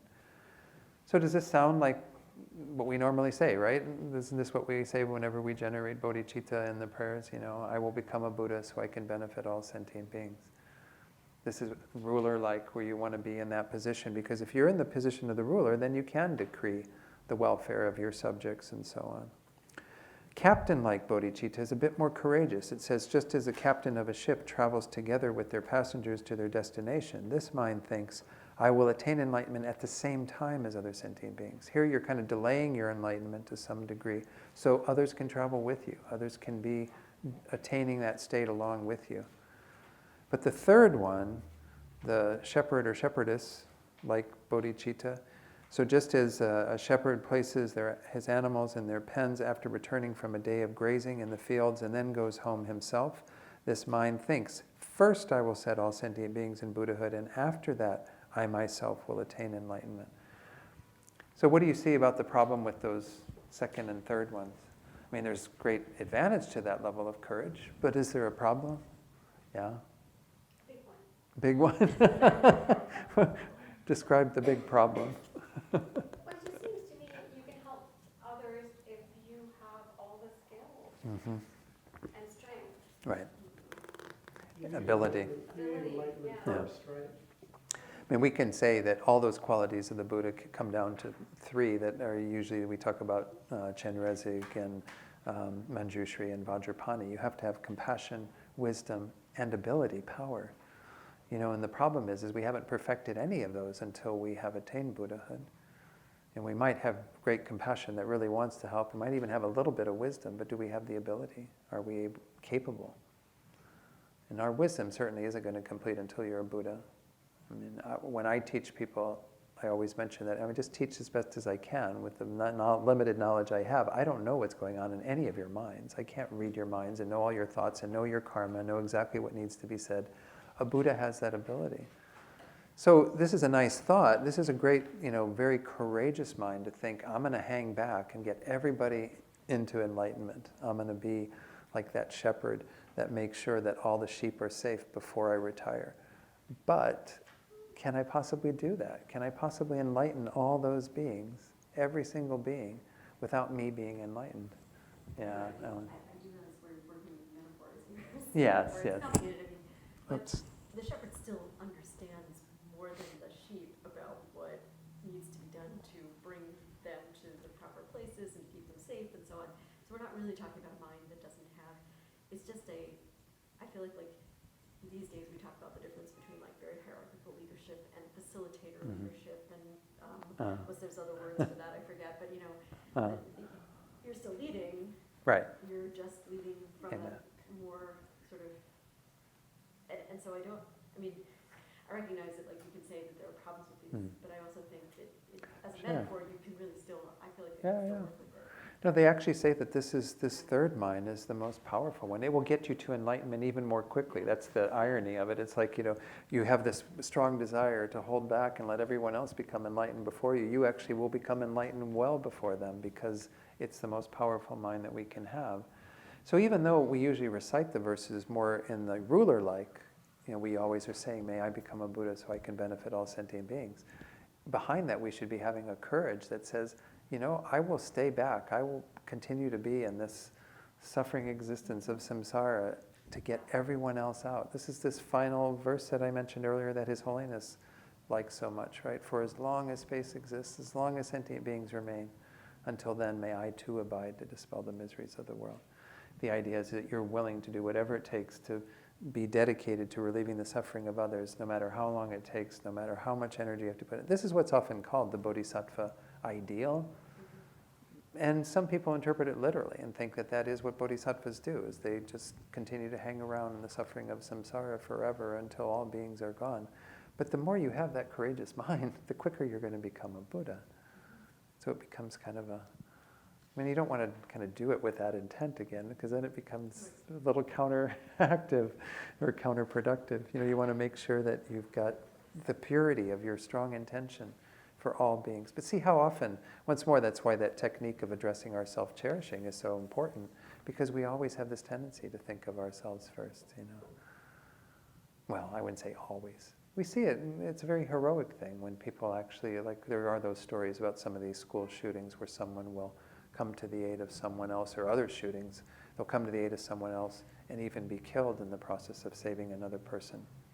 And so there are those very courageous, heroic people that are dedicated to the welfare of others, even on a very limited basis. But in this case, you're talking about, being dedicated to getting all beings into enlightenment before you. This one feels like a bit of a mixed metaphor, because on one hand, I feel like if someone's drowning and I don't know how to swim, how on earth can I save them? Yeah. From that point of view. But on the other hand, to have the courage to just jump in anyway, Yeah. but then I'll drown as well. Yeah.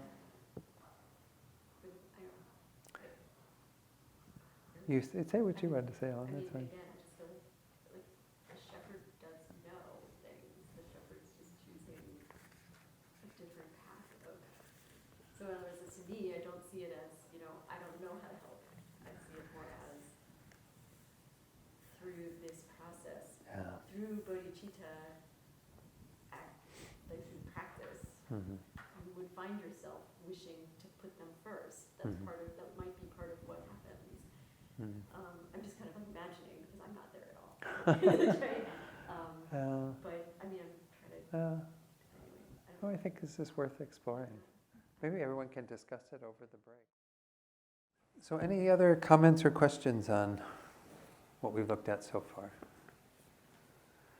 All right, so now we're moving into another section of explaining the difference and the benefits of the wishing and engaging mind. So we had the first kind of detailing out these two divisions by nature, then explaining the divisions with the example of the difference between wanting to go there and actually going, and now the difference in the benefits of the wishing and engaging minds.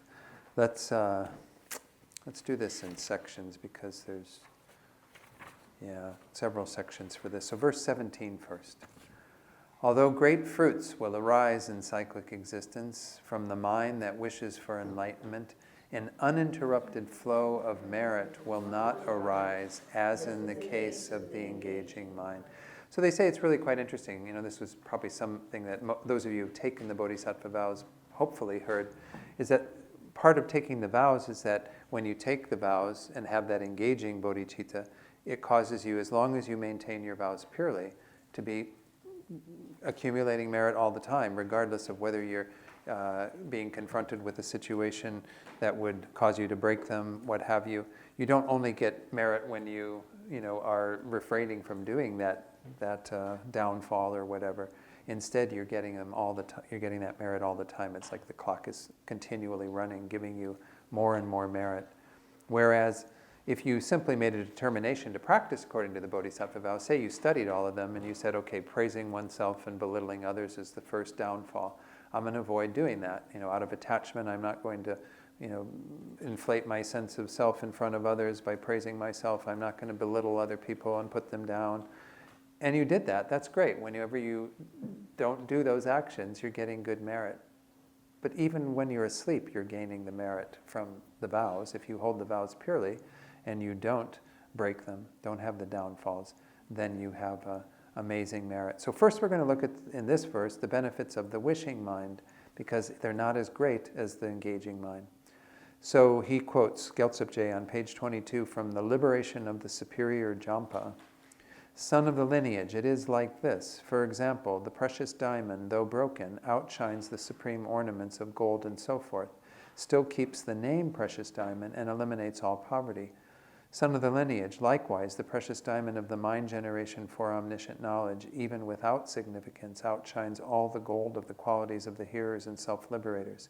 It keeps the name of Bodhisattva and eliminates all the poverty of psychic existence. So then Gyaltsab says, as quoted, though a great result arises while being in psychic existence from the mind wishing for enlightenment, a similar uninterrupted stream of merits as that which arises from the engaging mind does not arise. So this little quote from this sutra was to talk about how even a sliver of a diamond is seen as precious as the whole diamond. And so that sliver in and of itself has great potential to relieve all poverty. Even the smallest diamond can do that. So with this, it is still outshining, as it says there, the gold of the qualities of the hearers and the self-liberators, or as we usually call them, the solitary realizers. It keeps the name of Bodhisattva and eliminates all poverty of psychic existence.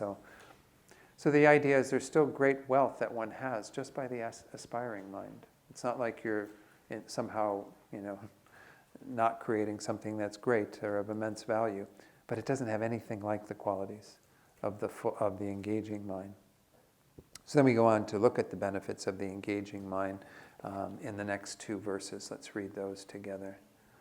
For one who has perfectly adopted this mind with the thought never to turn away for the sake of totally liberating the infinite realms of sentient beings, from that time onwards, even while asleep or lacking conscientiousness, a force of merit equal to the sky will continuously ensue. So this is the wonderful benefit of the engaging mind, as I said, that you then have the clock turning all the time, creating unbelievable merit as long as you're holding your vows purely. So it says in the top of page 23 of Gyaltsab's commentary, whoever from the moment they perfectly generate the engaging mind, not to reverse from the purpose of others for as long as psychic existence lasts, to completely liberate all realms of beings and place them in the state of enlightenment, from then on, whether they sleep or become reckless with intoxication and so forth, they will still create a manifold, uninterrupted power of merit, as vast as space.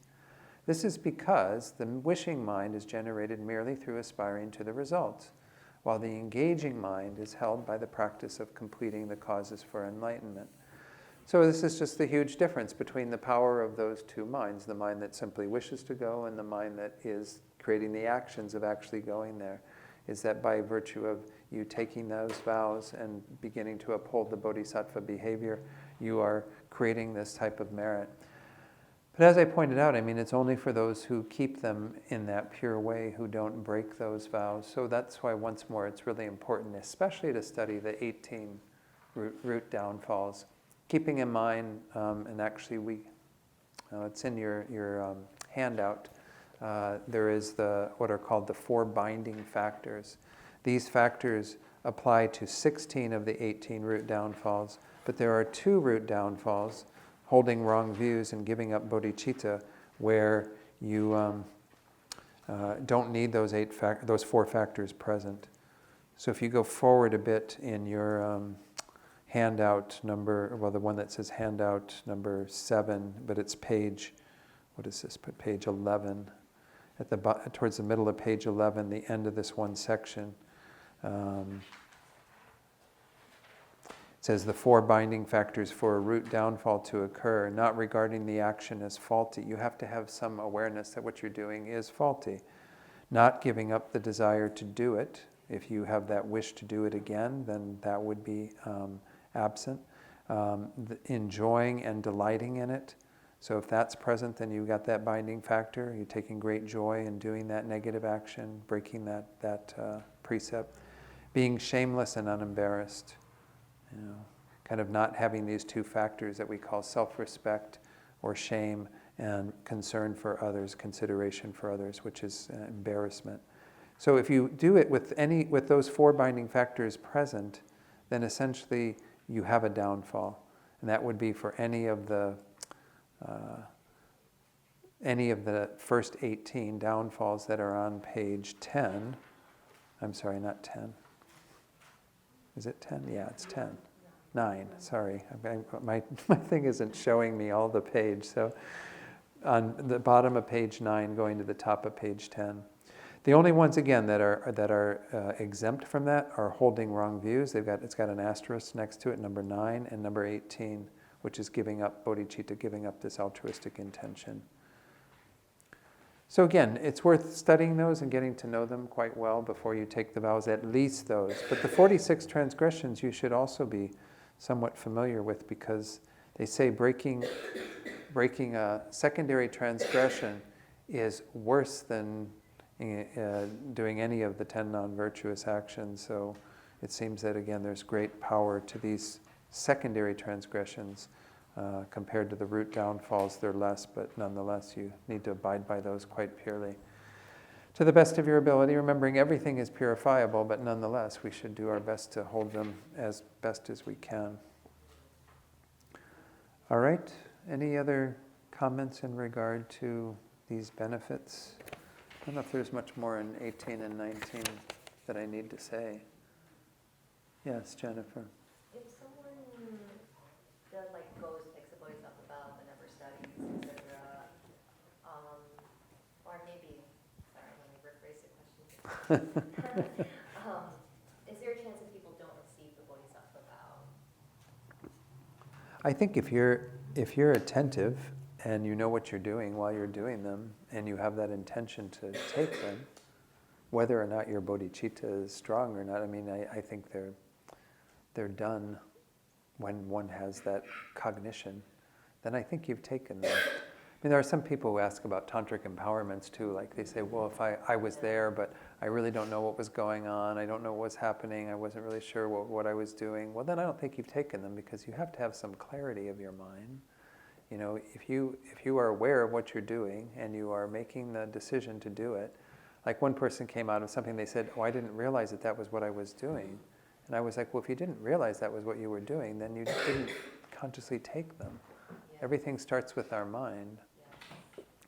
But for somebody who has formally taken the bodhisattva vows with that state of mind, where they said, yes, I'm ready to take the bodhisattva vows, I want to take them, I'm going to repeat the words after the Lama, I'm going to do all these things, and then they become very lackadaisical about them afterwards, well then, I suppose the only saving grace is that I believe, once you've broken them, then you don't kind of newly break them again. You no longer have them in your continuum if you've done the root downfalls. But it's a pretty serious thing to have done the root downfall. At least that's my understanding, because it wouldn't make sense that if the whole purpose of having a root downfall is that when you have the root downfall, you lose the vows. So if you don't have the vows, then you wouldn't be breaking them by doing those actions again. But I still think you're carrying that negativity because you haven't done anything to purify and get back on track and continue to uphold them. So you're going to have that one kind of creating a very negative karma for you, but you won't create any new negative karma by having a root transgression. But then I don't think you can have a secondary transgression because you don't have the vows in their entirety in your continuum either. So, but I think the seriousness of doing that shouldn't be underestimated. It's pretty serious to break the bodhisattva vows, the root downfalls in particular. So those are the ones we should have the major confidence in, but as I said, the 46 secondary are also worth studying and getting quite familiar with. They're harder in many ways than the 18 root ones, But any other questions or comments on this? We haven't even gotten yet to the section where we're going to talk about the vows, but it's okay. We can bring them up here. Let's go on to verse 20, the reason for these benefits arising. So let's read that together. For the sake of those inclined towards the lower, this is taught along with the correctness by the Tathagata himself in the sutra requested by Subahu. So they're primarily taught for those who are inclined towards the lesser vehicle, meaning those towards the hearer and the solitary realizer vehicle, so that they can gain great inspiration to change their path, to kind of move out of that. Sometimes the hearers are called that. They say the hearers or the listeners, that what are in the Sanskrit, it's shravakas.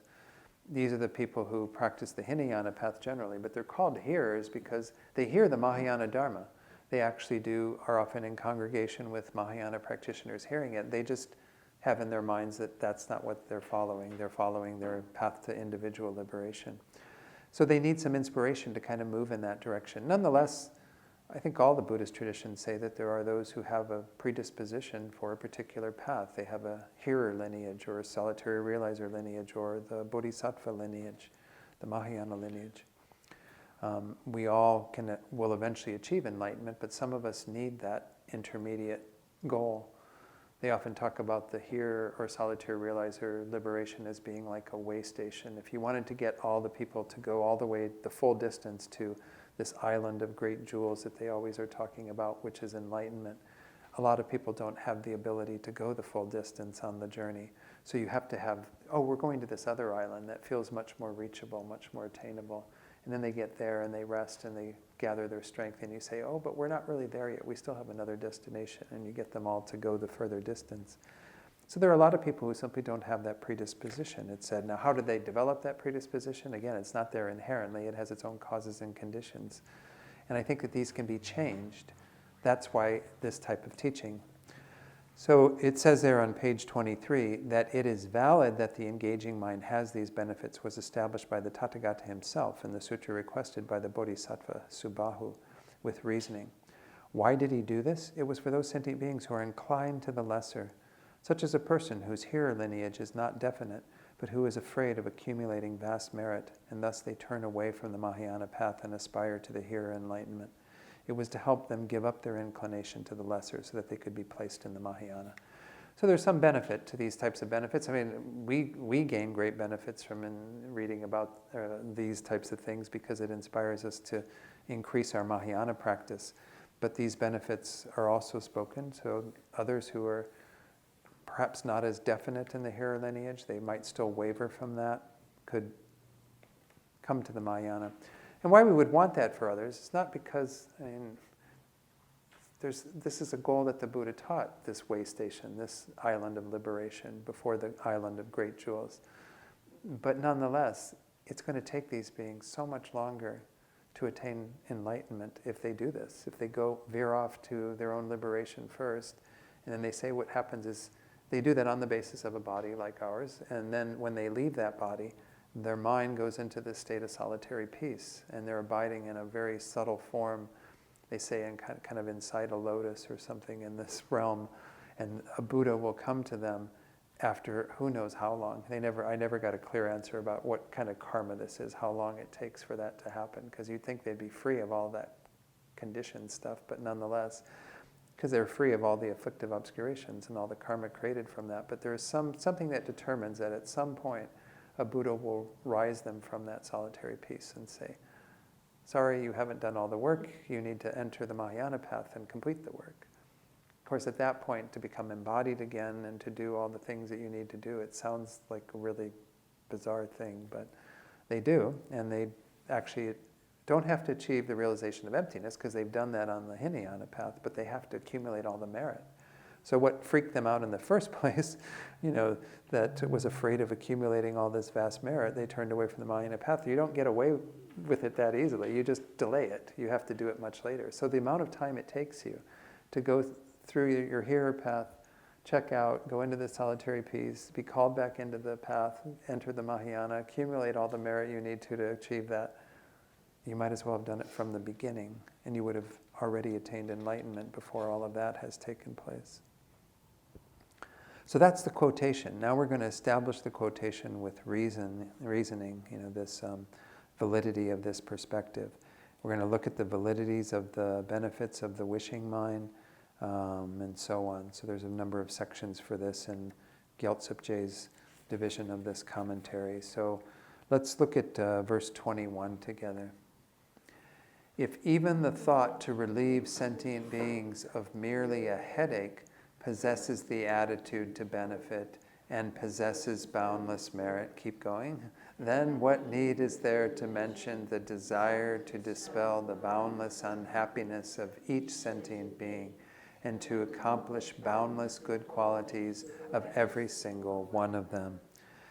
So establishing the validity of the benefits of the wishing mind, in these two verses, it's talking about how we've got this this extreme goal that we're aiming for, right? If you had simply that wish of, what if I could be dedicated to relieving all the headaches of sentient beings? I think we even see this a little bit later. If we just have some minor part of their suffering that we want to alleviate. But this is the thought to relieve sentient beings of all their problems, all their difficulties. So we even saw that already, with merely a headache. So this is this point that we have a much vaster support for this mind than what others might have by simple thoughts of freeing beings from headaches and so on. This quote that's in Gyaltsabje's commentary, it says, "The captain daughter of a friend, though generating only the limited thought, 'May I free sentient beings from their headaches,' had a true concern for others that generated infinite merit." There is actually even more to this story. Apparently the story, I won't read the whole thing, but my teacher, Geshe Jampa Gyatso, went into it. This person had, I don't know why, but they had hit their mother over the head with a stick or something. They got upset at their mother and did all this. And they ended up in some sort of realm where they saw this being that was having to experience damage happening to its head continually. And they asked, well, what was the karma of this? And they said, beating your mother with a stick. And he realized that he had done that, and that he would have to experience that type of suffering. And so he immediately generated the thought of, may I be able to alleviate the headaches of all beings because of my having done this, There was a compassionate wish to take that suffering on. So that's a pretty powerful thought. Again, you do have infinite merit from that. But if that's so, if just having the thought that you could somehow take that suffering that other beings are experiencing in whatever way, and so that they wouldn't have to experience it, then what need is there to mention that the wish to eliminate infinite unhappiness of each sentient being and to establish each of them with the infinite qualities of a Buddha has limitless merit? Because we're not just talking about headaches, we're not just talking about, some minor problem that's happening to people. We're talking about all of their suffering, all of their happiness that needs to be established. We're going to, do whatever we can for that. So it's obviously a much vaster mind.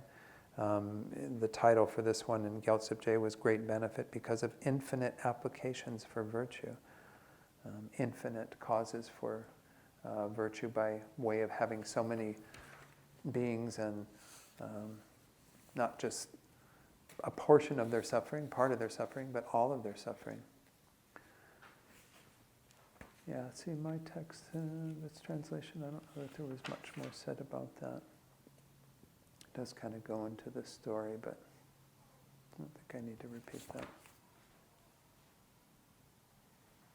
Yeah, I'll read this one a little bit. Eventually he emerged at a world of hell. There was an iron wheel spinning on the head of a man. His brains were drawn out, which he licked. Seeing this person undergoing such an experience, he asked him, "What is this, the fruition?" He replied, "This is the fruition of kicking my mother's head." Hearing this, he thought, "I also kicked my mother's head. Is this coming due to its fruition?" And became afraid. Immediately a wheel spun on his head and intense heat arose. When it became unbearable, he thought, "May all sentient beings' headaches, similar to mine, ripen only upon me."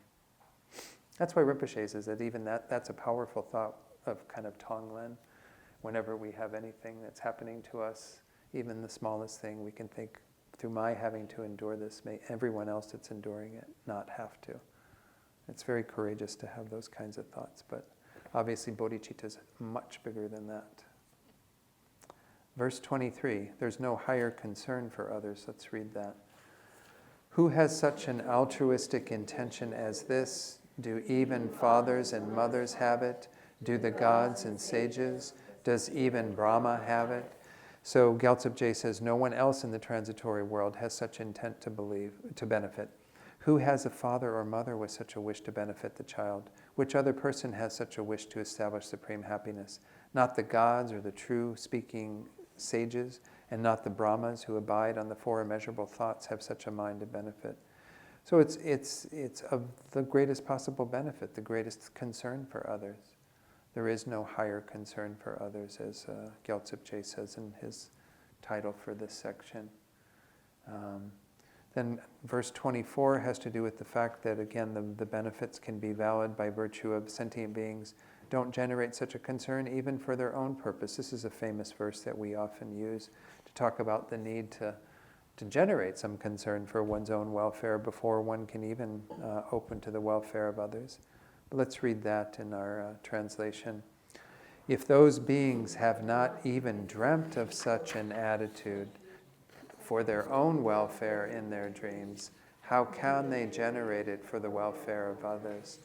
So it's kind of showing that, again, if this isn't so usual for sentient beings to have that degree of concern for themselves, how can they possibly make it valid for others? Thereby, that mind that does have that concern for others is supreme. It does have amazing benefits. So the commentary for this is quite short. In Gyaltsab-je, he says, sentient beings have not even previously generated such a mind for themselves, and not even dreamt of it in their dreams. How could they generate it now while awake? They will not. That this is such a rare and precious mind, because we don't even generate that type of concern towards ourselves. I mean, it is true that most beings don't really have that degree of concern for themselves. I mean, they do have that self-centered nature, but we don't think in those terms. I mean, oftentimes when I talk with non-Buddhists about the goal of enlightenment for all beings, they go, well, but why would beings want that? Most beings don't want that. They don't think that there's anything necessary in achieving that. They simply want to have a good measure of pleasure and comfort in this life. But sentient beings don't generate this level of concern that easily for themselves. Therefore, this is quite rare and quite precious and has great benefits.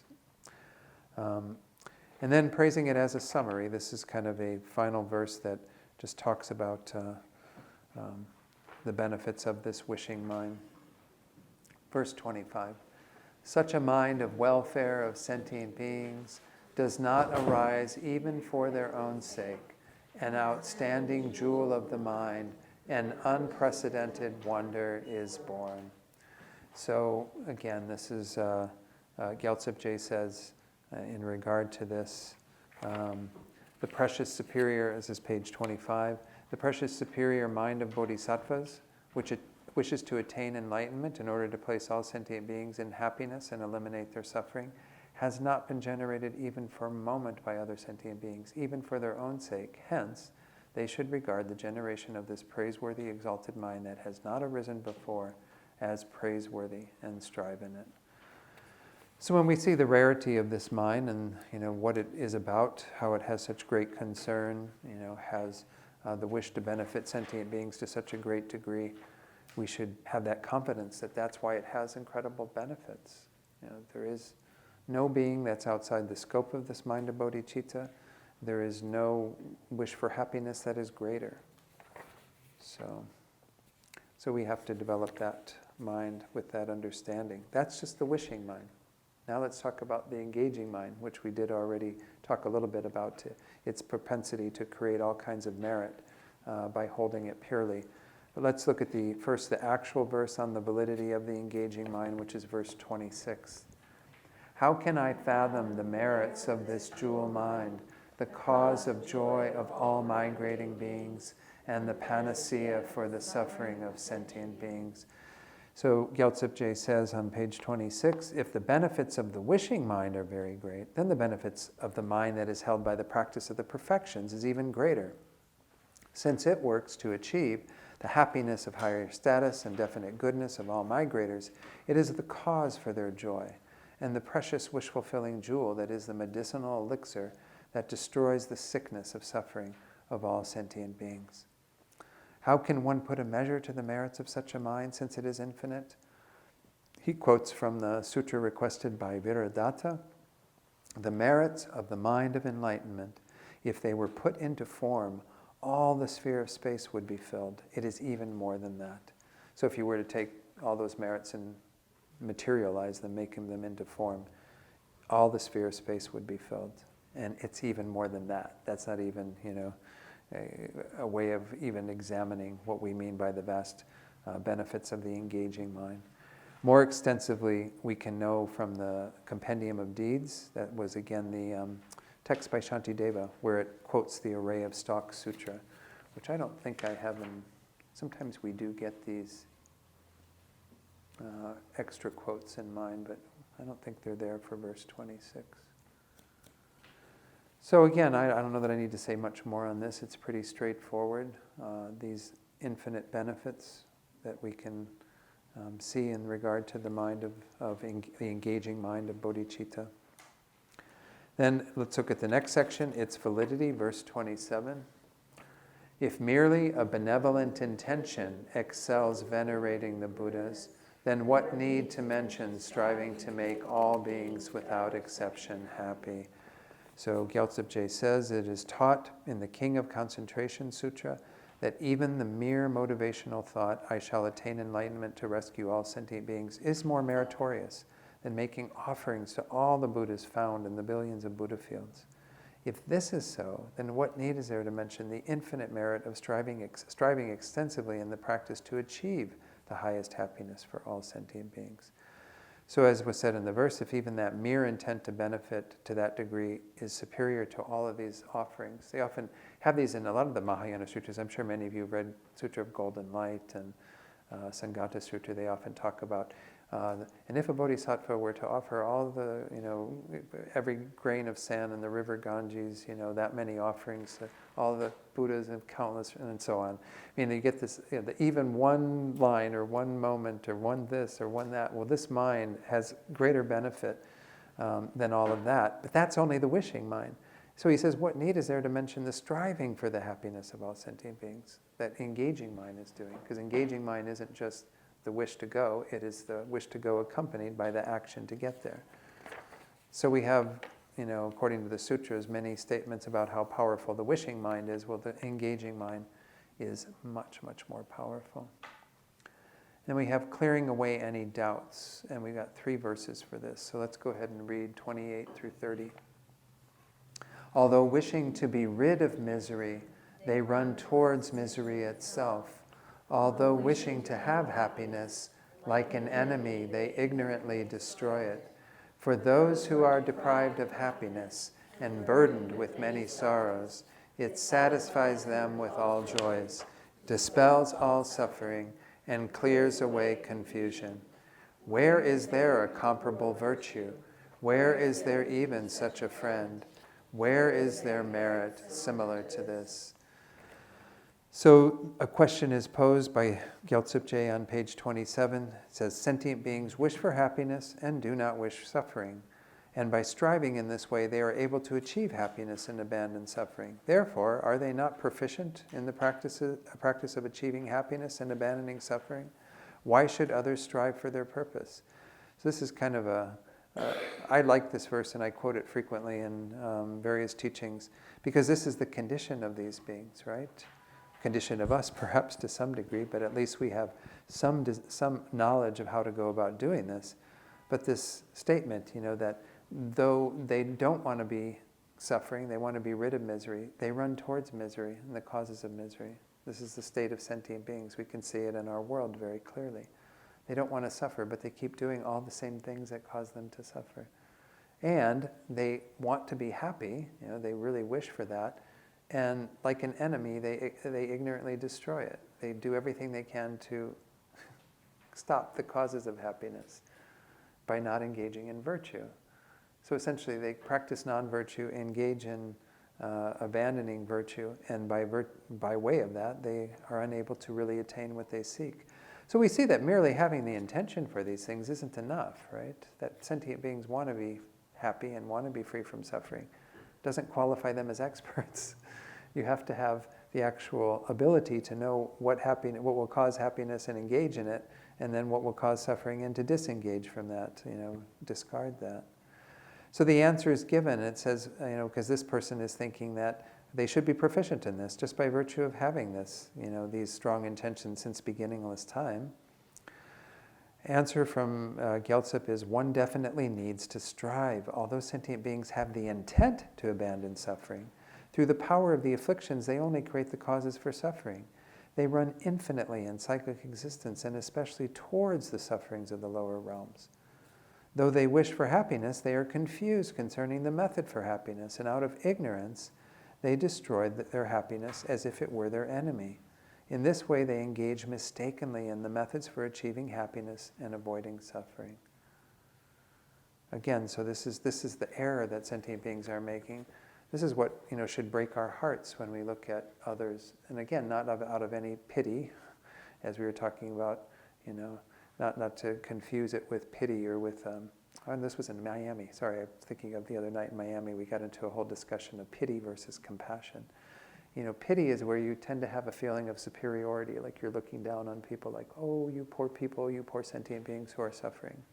I will help you from my little vantage point up here, But, having a genuine compassion that identifies with the suffering of others really understands the logic by which they are suffering.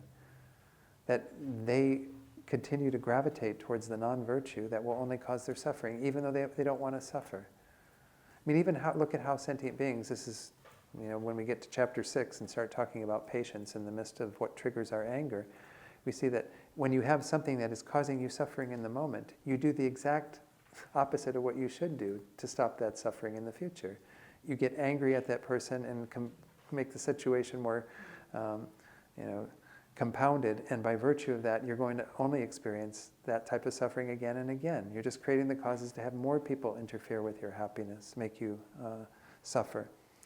And when they go after the things that are bringing you happiness, even though you have that strong intention to have those in your life, you're usually generating strong attachment, strong self-cherishing, all the things that go around all those pleasurable experiences, and thereby creating only the cause for not to have those things through the miserly mind, the tight mind that holds on to them and doesn't want to be separated from them. So whatever direction sentient beings go in, even though they want happiness and don't want to suffer, they create the causes to continue to be bereft of happiness and to continue to suffer.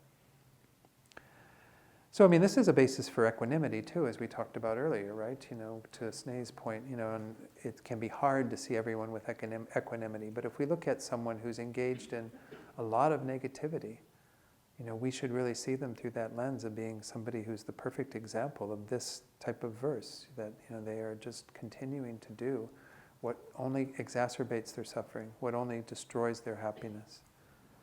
And so that we can see all beings through that lens to some degree, but nonetheless, especially those enemies or difficult people, because they're the ones in particular that are destroying any possibility for their own happiness.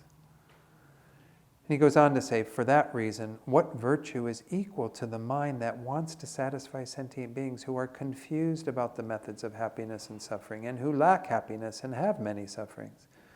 What virtue, with all the happiness of higher status and definite goodness, wants to cut the continuity of all suffering and clear the ignorance that is confused with regard to what is to be practiced and what is to be abandoned? I mean, this is what bodhisattvas want, right? And why they generate bodhicitta is because they want to be able to do this for others, to show beings the actual methods for achieving happiness and being free from suffering. You know, what an amazing gift to be able to give to others, but this is what this virtue is capable of doing. The virtue of bodhicitta is dedicated to achieving that result. What other friend, Gyaltsab Je says, is there that establishes all happiness and rescues from all suffering? What other merit is there that shows correctly what has to be practiced and what has to be abandoned? There is none. That is why one should strive to generate the mind of enlightenment. So these are very powerful verses to meditate on. You know, this set of three. You know, this is the most virtuous friend that we can find is bodhicitta, because it is intent upon helping all beings to know the causes of happiness, to be free of all the causes of suffering. I don't know. Does anyone want to share anything else on that? I think these are nice verses to reflect on. And by the way, I did say, as we go through this, I mean, there are some things to meditate just in terms of bodhicitta, but some of these verses are very powerful to bring into meditation, I think. You know, these three might be ones to help us and feel very inspired. When we get to chapter 3, there's actually a set of verses that Rinpoche has included in his daily practice that he calls the method to transform a suffering life into happiness. I don't know if any of you in the room are doing that on a daily basis, but it's Rinpoche's advice to his students, you know, anyone who considers himself his student, to how to start your day and how to actually make sure that you have that strong intention to benefit others.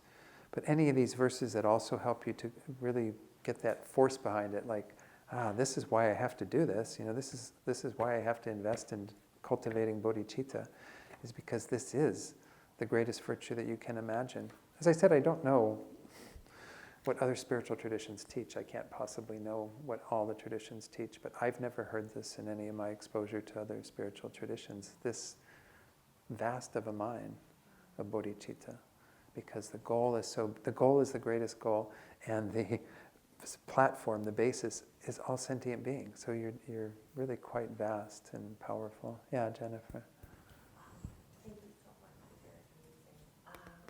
So a situation happened this morning briefly, and I didn't know what was the right thing to do from a bodhisattva path. So I was running to catch the subway because I didn't want to be late for registration, and I checked my subway time. And I literally had I ran through the streets to catch the train. And as I was running, there was this homeless guy who was like, help! And they never do that. And I'm like, is that a bodhisattva? But I literally I didn't have change. I had like a quarter in my wallet. And I was going to miss the train and be late and not be able to, I felt, properly serve the Dharma. And I was like, what do I do? And because of that momentum to run, maybe it was my rigid mind, I ran to the train because I was already like sort of past him. But then I'm like, but what is the right thing to do? And I come across those situations where it's like, what's from a wisdom perspective, or you see someone who's always poor, getting into the same problems, give them money, it doesn't help. Sure. So it's like, you keep on doing it because it's a bodhisattva vow, you know, you give or you not. And so I'm just curious, you give advice on how to handle those conundrums. And we're always going to have these conundrums, I think. I would guess even high-level bodhisattvas potentially have conundrums because they can't, you know, do everything. You know, it would be nice. Well, maybe some of them they'd start getting like emanations, manifestations of different. They can manifest in different forms to help others. That would be the solution. Is that if I could there'd be 100 of me, then one could stay there and take care of the homeless person, and another one could get to the center to do the registration. I think we're always going to have these kinds of problems prior to any of that kind of power, because we have to decide. between two things and what our priority is. But it doesn't mean that it's always just an either or, because I think you can say, well, really look at the motivation that's operating there, and you really want to be a benefit to others and uphold the Buddha, Dharma, and bodhicitta by being at the center. And you can still have thoughts of compassion and love and kindness towards this being. It doesn't mean that because you can't help them in that moment the way that they want, that then you have no potential of being kind to them. You can still be very kind and embracing of their welfare. I'm not saying we should make that an excuse every time that we don't have to help anybody, we just have good thoughts towards them and everything will be fine. I think bodhisattva behavior is taking care of people when we're confronted with that. Venerable Rabina said once when she was teaching on generosity, she said, if that homeless person comes up and asks you for something, looks at you and wants something, that's your homeless person. Don't think that's someone else's to take care of. So, there's arguments on both sides. What is real bodhisattva behavior? Being attentive to that person who's reaching out and saying they need help and wanting you to help them, or trying to benefit the Dharma through the center and the good work that the center does and making sure that all of that is happening and so on. It's a tough one. I don't know that there's a clear answer. Does anyone else want to share anything on it? So I think we always do the best and don't beat ourselves up that we can't do more because, we make decisions all the time based on what we feel is the right priority at that particular moment. And we might have missed an opportunity to do something really wonderful for them, but who knows where that would have led and what might have happened if we hadn't gotten and what might have occurred and other things. So we just make the best decision that we can and try to hold a good thought towards that person or the people we can't serve at that time. Sometimes I just try to altruistically say mantra for them. If I Yeah. don't have time to engage. I know the medicine Buddha or Tara. In my mind, I said, I owe you, I get you later. Some lifetime. Yeah. It would be nice if maybe he'll be there when you return. You can say, oh, I didn't get a chance to help you earlier. Can I help you now? I've got time now. But or dedicate, your day here to him, and that he may have everything that he needs. Hold him in your heart. I think that's why I like to make these personal dedications at the end of teachings, because it helps us when we have these types of situations, maybe someone who we feel we didn't get the opportunity to help them enough or whatever, then we can really think about them specifically, not have this general wish of all sentient beings. That's just very nebulous at times. So you can dedicate for him today. We can all dedicate for him today, because he was our kind mother.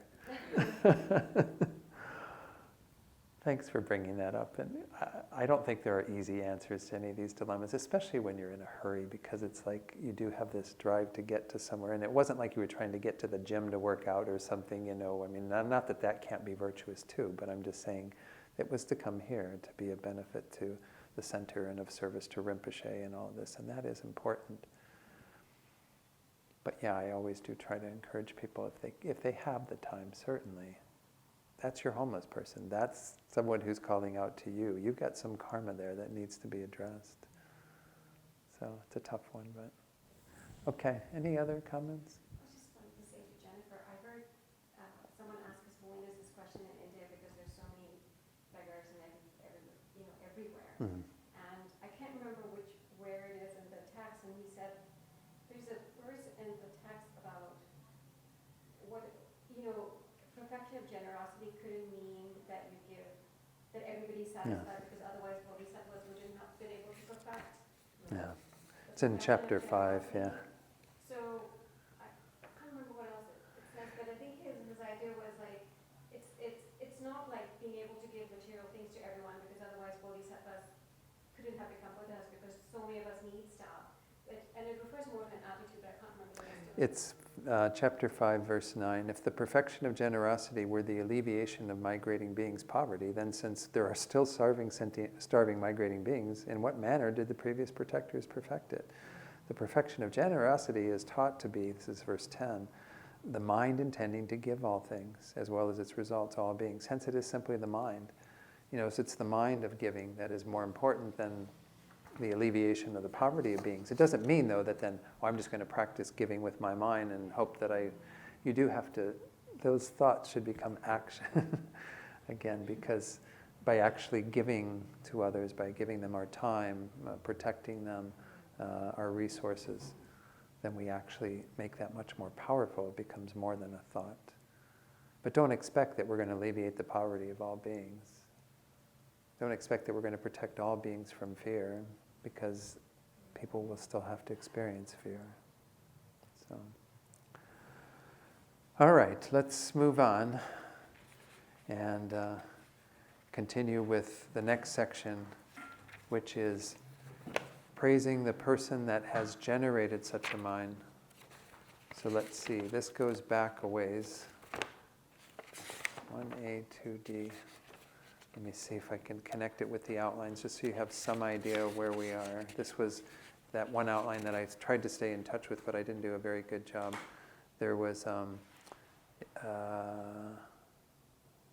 identifying bodhicitta, the reason why it has these benefits, and now praising the person. It goes back to page 14 at the top, contemplating extensively the benefits of bodhicitta. So we're in the last section of this, where we praise the person who has generated such a mind.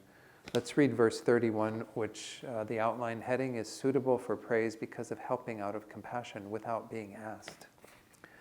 If whoever reciprocates benefit is worthy of some praise, then what need to mention the bodhisattva who does good without its being asked of him or her, or they, or whoever. Is it them in that one, that translation? Yeah, it makes more sense. So Gyaltsab Je says, one should praise and eulogize bodhisattvas. In worldly terms, someone that repays a kindness is praised, saying, that is a grateful person. What need is there to mention the bodhisattvas who achieve all happiness and benefit out of compassion without being asked to? And they are worthy of praise by gods and humans. So anyway, the idea is that, yeah, in our worldly terms, we are very congratulatory and see great benefit to those who repay a kindness, who reciprocate.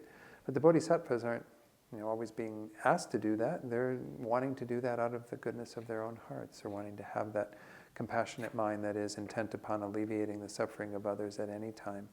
So they're definitely praiseworthy. The person who possesses bodhicitta is definitely worthy of praise by gods and humans, as it says there. The second part of this is, if even small benefit is praiseworthy, then achieving all happiness and benefit is even more praiseworthy. A bit of what we saw earlier, that if, in terms of the suffering, if it's just to have the relief of headaches is one thing, to have the relief of all suffering is huge. Here too, if just wanting a small benefit by giving something quite insignificant to another being, well then if you want to achieve all happiness and benefit, that person is even more praiseworthy. So let's read the next two verses.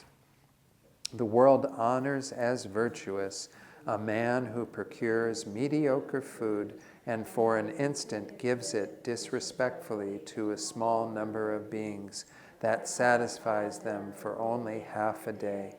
What need to be said then of one who constantly bestows the unsurpassed bliss of the Sugatas for a long time upon countless sentient beings, fulfilling all their hopes?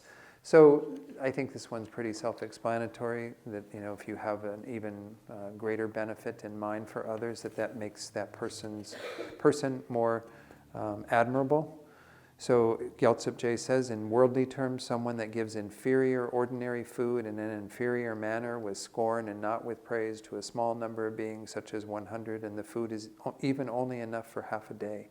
Such a person will be regarded by the people as a great sponsor who practices virtue. So what need is there to mention that someone that continually gives the superior object, the highest uncontaminated happiness of the Tathagatas, with the special benefit that it satisfies each and every thought in a respectful manner to the expansive field of innumerable sentient beings for as long as psychic existence remains, is therefore praiseworthy. Therefore, one should have single-pointed respect for the bodhisattvas that have this mind. So I don't need to comment on that. I think everyone can understand that pretty easily. Let's go to the final section of this, which has some subdivisions. It's praiseworthy because of becoming the supreme field. First, the reason why it is unsuitable to be even a little disrespectful to a bodhisattva.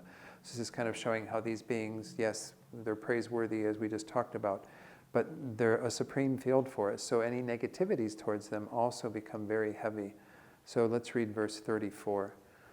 The Buddha has said that someone who generates an evil thought against such a benefactor as a child of the victors will remain in hell for as many eons as there were evil thoughts. So this word evil, we were talking about this earlier, George and I, because it's a little Christian, maybe? I don't know. It reminds me of like good and evil and this whole battle that they talk about in Christian teachings and what have you. We usually don't use the word evil, but the idea is any kind of negative thought, anything that's not, wholesome, directed towards a benefactor such as, a child of the Buddhas, a child of the victors. That means a bodhisattva will remain in hell for as many eons as there were these negative thoughts. This is taught in the sutras, again, something that we might, have a hard time accepting, this idea that you could be reborn in these realms of unbelievable suffering for that many eons based on how many seconds that you had these types of thoughts towards these beings. But this is what shows what a very powerful field is, in terms of the bodhisattvas. That's why getting upset or angry at any being is risky, because you don't know who bodhisattvas are. As Jennifer was talking about this man, that could be a bodhisattva. Who knows? We don't know who anyone is. So it's good not to get upset and angry at others, but if we can help them, certainly that would be good, but nonetheless, at least avoid getting angry. So Gyaltsab says, should one criticize or generate a negative attitude towards those ultimate bodhisattva benefactors who offer all benefit and happiness to any sentient being, then this negative attitude is the supreme among negativities. If one generates a negative attitude, then it is taught in the Sutra of Magical Emanation, definitely abiding in strong peace. In that sutra it says Jampal is another name for Maitreya. You could say Maitreya, it's actually a Tibetan name. I don't know why he put a Tibetan name in here, because it's a sutra that was written in Sanskrit, but nonetheless. Maitreya, should a bodhisattva generate anger or a criticizing mind towards another bodhisattva, then it is said for that many eons he will remain in the hells. Therefore, wear your armor of patience. As it is taught here by the able one will remain in the hells for as many eons as the number of moments one generated the negative mind. Therefore, one should be careful concerning this object. Another sutra, the Sutra of the Seal, generating the power of faith, says it generates much more countless negativity to generate a negative attitude and so forth towards a bodhisattva that aspires to the Mahayana than to destroy or burn stupas equaling the number of sand grains in the Ganges. So the negativity of getting upset, angry towards a bodhisattva, maybe more than upset, angry, is much, much greater than this negative action that's described here.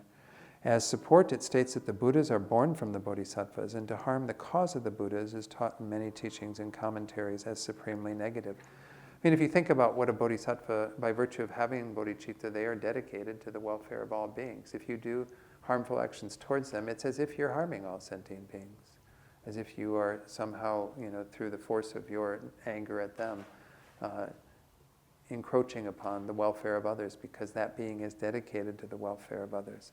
And they have that supporting mind that makes them so powerful by virtue of that strong basis, that extensive basis of all sentient beings and their final welfare, not just, again, a temporal welfare, but the full welfare of all sentient beings all the way to enlightenment. Then the reason why it is suitable to meditate on faith, this is just the first two lines of verse 35.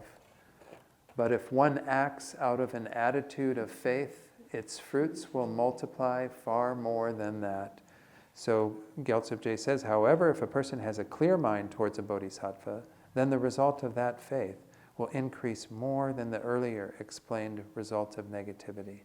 For however many moments of clear mind there were, for a much greater number of eons, one will experience the special results. This is taught in the Sutra of the Seal of the Definitive and Indefinite. So if you do the opposite and practice with a clear mind towards a bodhisattva and have great faith in this idea, then you get immeasurable benefits. It'll increase your results from that even more. That's why, those beings that we do suspect as being bodhisattvas or maybe Buddhas, it's really good to have especially positive minds towards them. But, ideally we should want to have a positive mind towards every being and not have a negative mind towards any being. I mean, that's the ideal, but at least try to do what we can to please the bodhisattvas, to have a very clear, respectful, virtuous mind in their presence. And I remember Kyabje River Rinpoche, one of my gurus, he talked about how he was giving a talk mostly to people who worked at the FPMT office in Taos at the time, but I happened to be at the talk, and he was saying that Lama Zopa Rinpoche's bodhicitta is so vast that being of any benefit to him is so powerful that people should just be rejoicing in that, but also, do what they can to support, to, complement the work of Lama Zopa as much as possible because of his vast bodhicitta. So this is that same idea. Because they're such a powerful object for us, if we are of service to them, as many of you are here in the center, offering service to the center and so on, this really is like giving unbelievable gifts to the gurus and will result in this great ripening of benefit. So rejoice and dedicate. Make sure that all the actions you do for the center, that you have bodhicitta motivation yourself, but do them with that understanding that you're serving a being who has incredible power. The gurus themselves, of course, are said to be the heaviest object, towards which we can engage in actions. But it's by virtue of that, their powerful minds that they possess, the bodhicitta they have, the acts that they are about. And if we in any way interfere with the actions of a bodhisattva, it can become a very powerful obstacle in our own practice. So it's good to have that mind. Any comments on that? Let's go on and finish this first chapter with the last two lines of 35 and then 36. Even in adversity, the children of the victors generate no negativity. Instead, their virtues naturally increase. I prostrate to the body of he in whom the sacred precious mind is born. I seek refuge in that source of happiness who brings to happiness even those who harm him. So this is described in Shantideva's text as they are worthy of praise and going for refuge. So Gyaltsep has a little bit of commentary for this. He says, even if the great children of the conquerors are confronted with the intent to harm or cause suffering, they will not generate negative minds such as anger and so forth, and their virtue will naturally increase, even when faced with danger or loss of their lives. If one looks at the commentary, it says that thoughts such as, it is useless for me to abide in anger and so forth, do not arise in the continuum of a bodhisattva. What this is saying is that they do not arise through great force. The meaning is that bodhisattvas do not act negatively, even at the cost of their lives, and their virtue increases naturally. So by virtue of having the mind of bodhicitta, one naturally avoids negative actions, because if we have as our sole motivation the desire to benefit others, why would we harm them? I mean, it doesn't make sense. And even those rare instances where you see, there's only one that I've ever heard of described in the whole corpus of the Buddha's teachings about his past lives, and it's the one of the ship captain, right, where it's the captain of the ship and the merchants are all coming back, 500 merchants on board this ship, and they're all coming back from this destination to bring all these goods back, and one of the merchants has the desire to kill the other 499 and take all the goods for himself. And the Buddha, was a bodhisattva at the time as the ship captain, saw through his clairvoyance that this was what was going on. So he made the decision to take the life of that being so that that person wouldn't accumulate all this negative karma of killing the 499 merchants. But also, of course, so that the 499 merchants wouldn't be killed. But it was only done through compassion. I mean, it never was done through harm. He didn't have an intent to, harm the being. He had an intent to take his life out of compassion, which is very, very different. Again, a negative action that is motivated by sincere compassion can become positive in a sense. I mean, you still have the natural act of killing, but by virtue of that very positive state of mind, the energy of it was transformed. They said even that the Buddha became enlightened more quickly because of that act, because of actually having the foresight and the ability to know what was the most skillful thing to be done at that time. So a bodhisattva naturally does not want to harm others and only wants to engage in virtue. So he says, for those reasons, I respectfully prostrate with 3 doors to the body of the person that has generated such a precious holy mind. I take refuge in the bodhisattvas who are a source of happiness, as explained later on in the chapter on patience, that when harmed, not only refrain from retaliating, but only offer happiness, just as in the life story of King Matrabala, who attained the state of a superior despite 5 yakshas drinking his blood. And there's many other stories where, instead of harming others, these bodhisattva practitioners were able to benefit them. They say that a bodhisattva has only more compassion for those who are harming them rather than any sense of wanting to retaliate. In short, regardless of whether one enters the tantric or the perfection path, the sutra or the tantra path, the door to the Mahayana is the mind generation alone. So whether you're talking about the tantric path or sutra, that's the only way to get on the path is through bodhicitta. Therefore, one needs to generate this mind by striving in many methods. As explained earlier, to generate it, one must first develop strong, heartfelt enthusiasm for the benefits by meditating on them.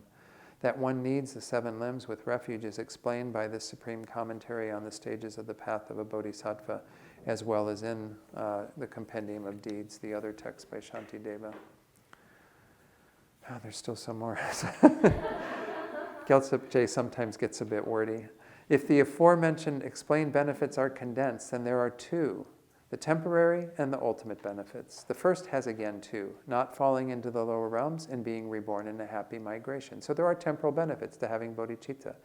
One will have the ability to avoid the unfortunate states and to end up in those that are much more fortunate.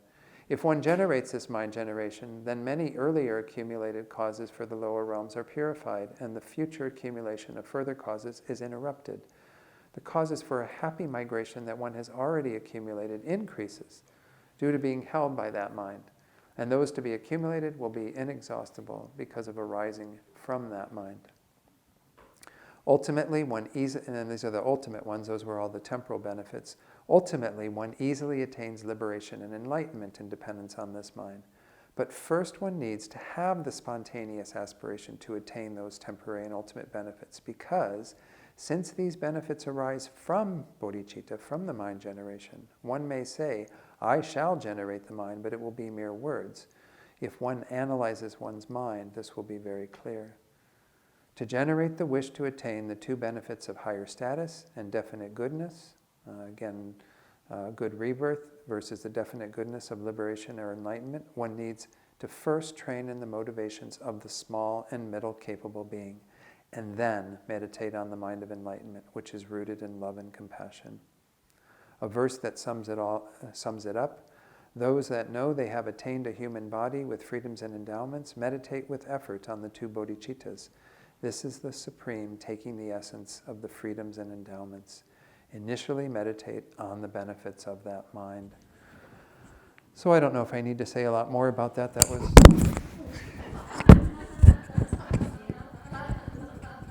This is not quite sticking. The mic gave the final comment. Okay. Obviously, as was pointed out in here, the small and the middle scope are important as a foundation for practicing the great scope. So it's said that the renunciation that is developed by the time you get to the end of the middle scope, in bodhisattvas, that needs to be even greater than those on the Hinayana path. Because if we haven't developed that strong understanding of our own situation, as Master Shantideva said earlier, how can we possibly have that for others? You have to sincerely want to be liberated from your own suffering, absolutely. Within the context of that not being your final result, but in the context of going on to funnel that into bodhicitta. Because if you haven't wanted it for yourself, I think it is very hard to want that for another. But these benefits of bodhicitta that we've looked at are hopefully fuel for you to get very stimulated, to want to achieve this mind, to want to develop your, in that direction. Any comments on this final section or anything on Chapter 1?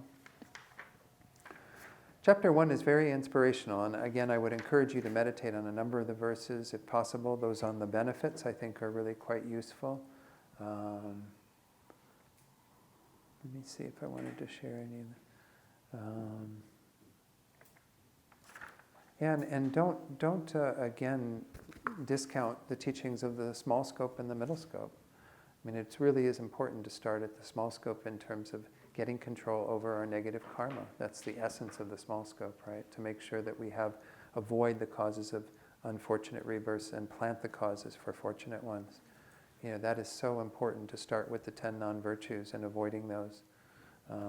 And then to go on and really meditate extensively on the Four Noble Truths, the 12 links of dependent arising, those things that inform us as to what our bigger situation is that we're all involved in, so we can generate full renunciation, not just renouncing the lower realms, but renouncing cyclic existence in its entirety.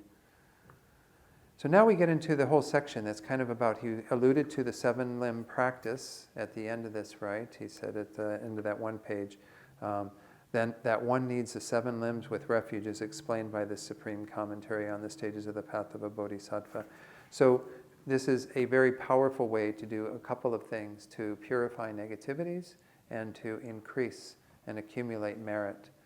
Lama Zopa Rinpoche, I think some of you were at Light of the Path in 2017. He was talking at one teaching about how many people, are intent upon achieving calm abiding.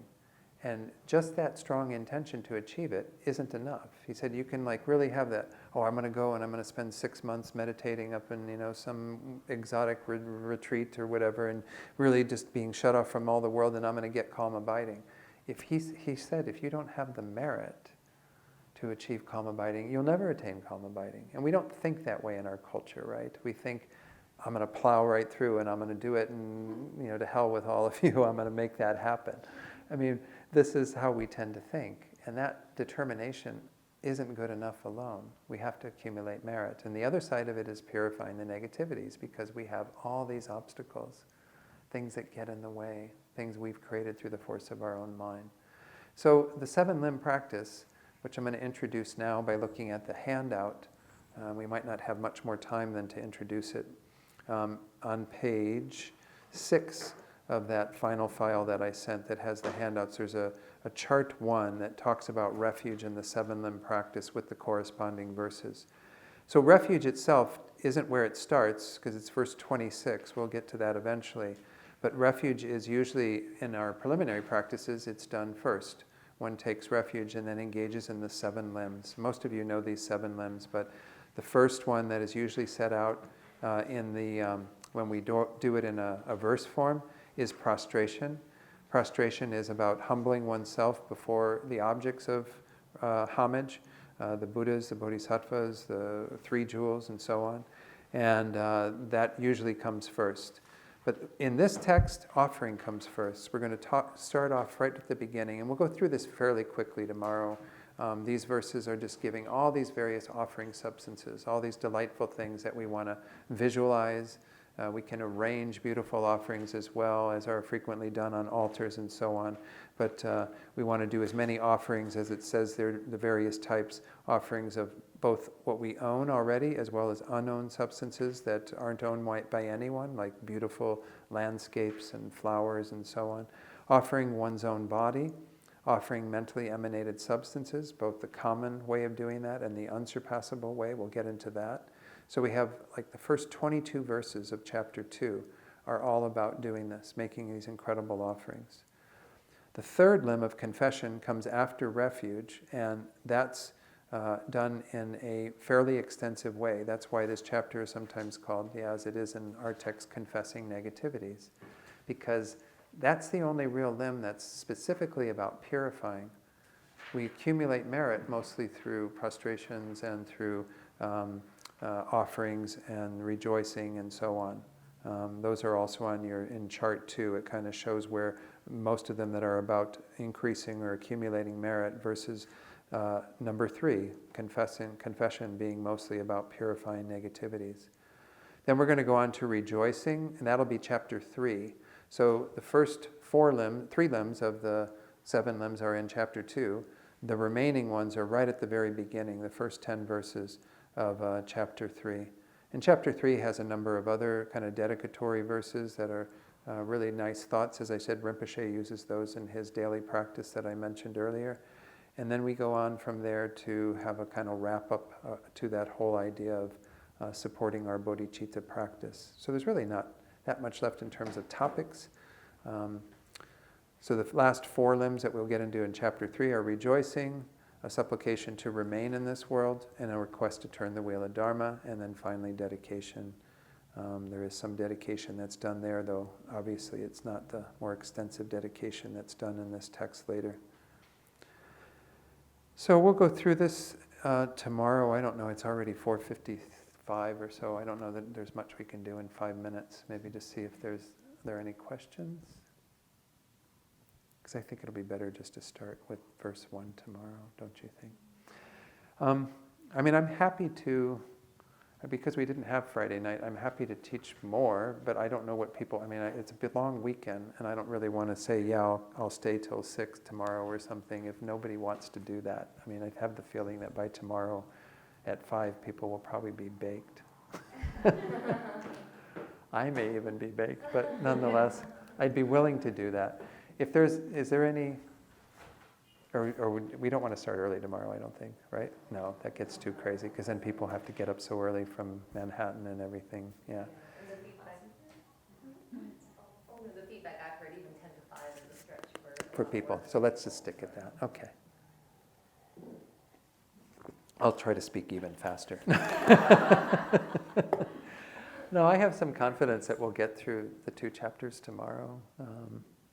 Like I said, there's some really nice verses in here, because we even get a little reminder of the death and impermanence meditation in terms of the confession of downfalls. That we need to be aware of that reality, that we could die before all these negativities are purified. So, do your purification tonight with that thought in mind. Yeah, there's some really nice sections here and there, but it's actually fairly straightforward. Then we can move on to Chapter 4 the next time.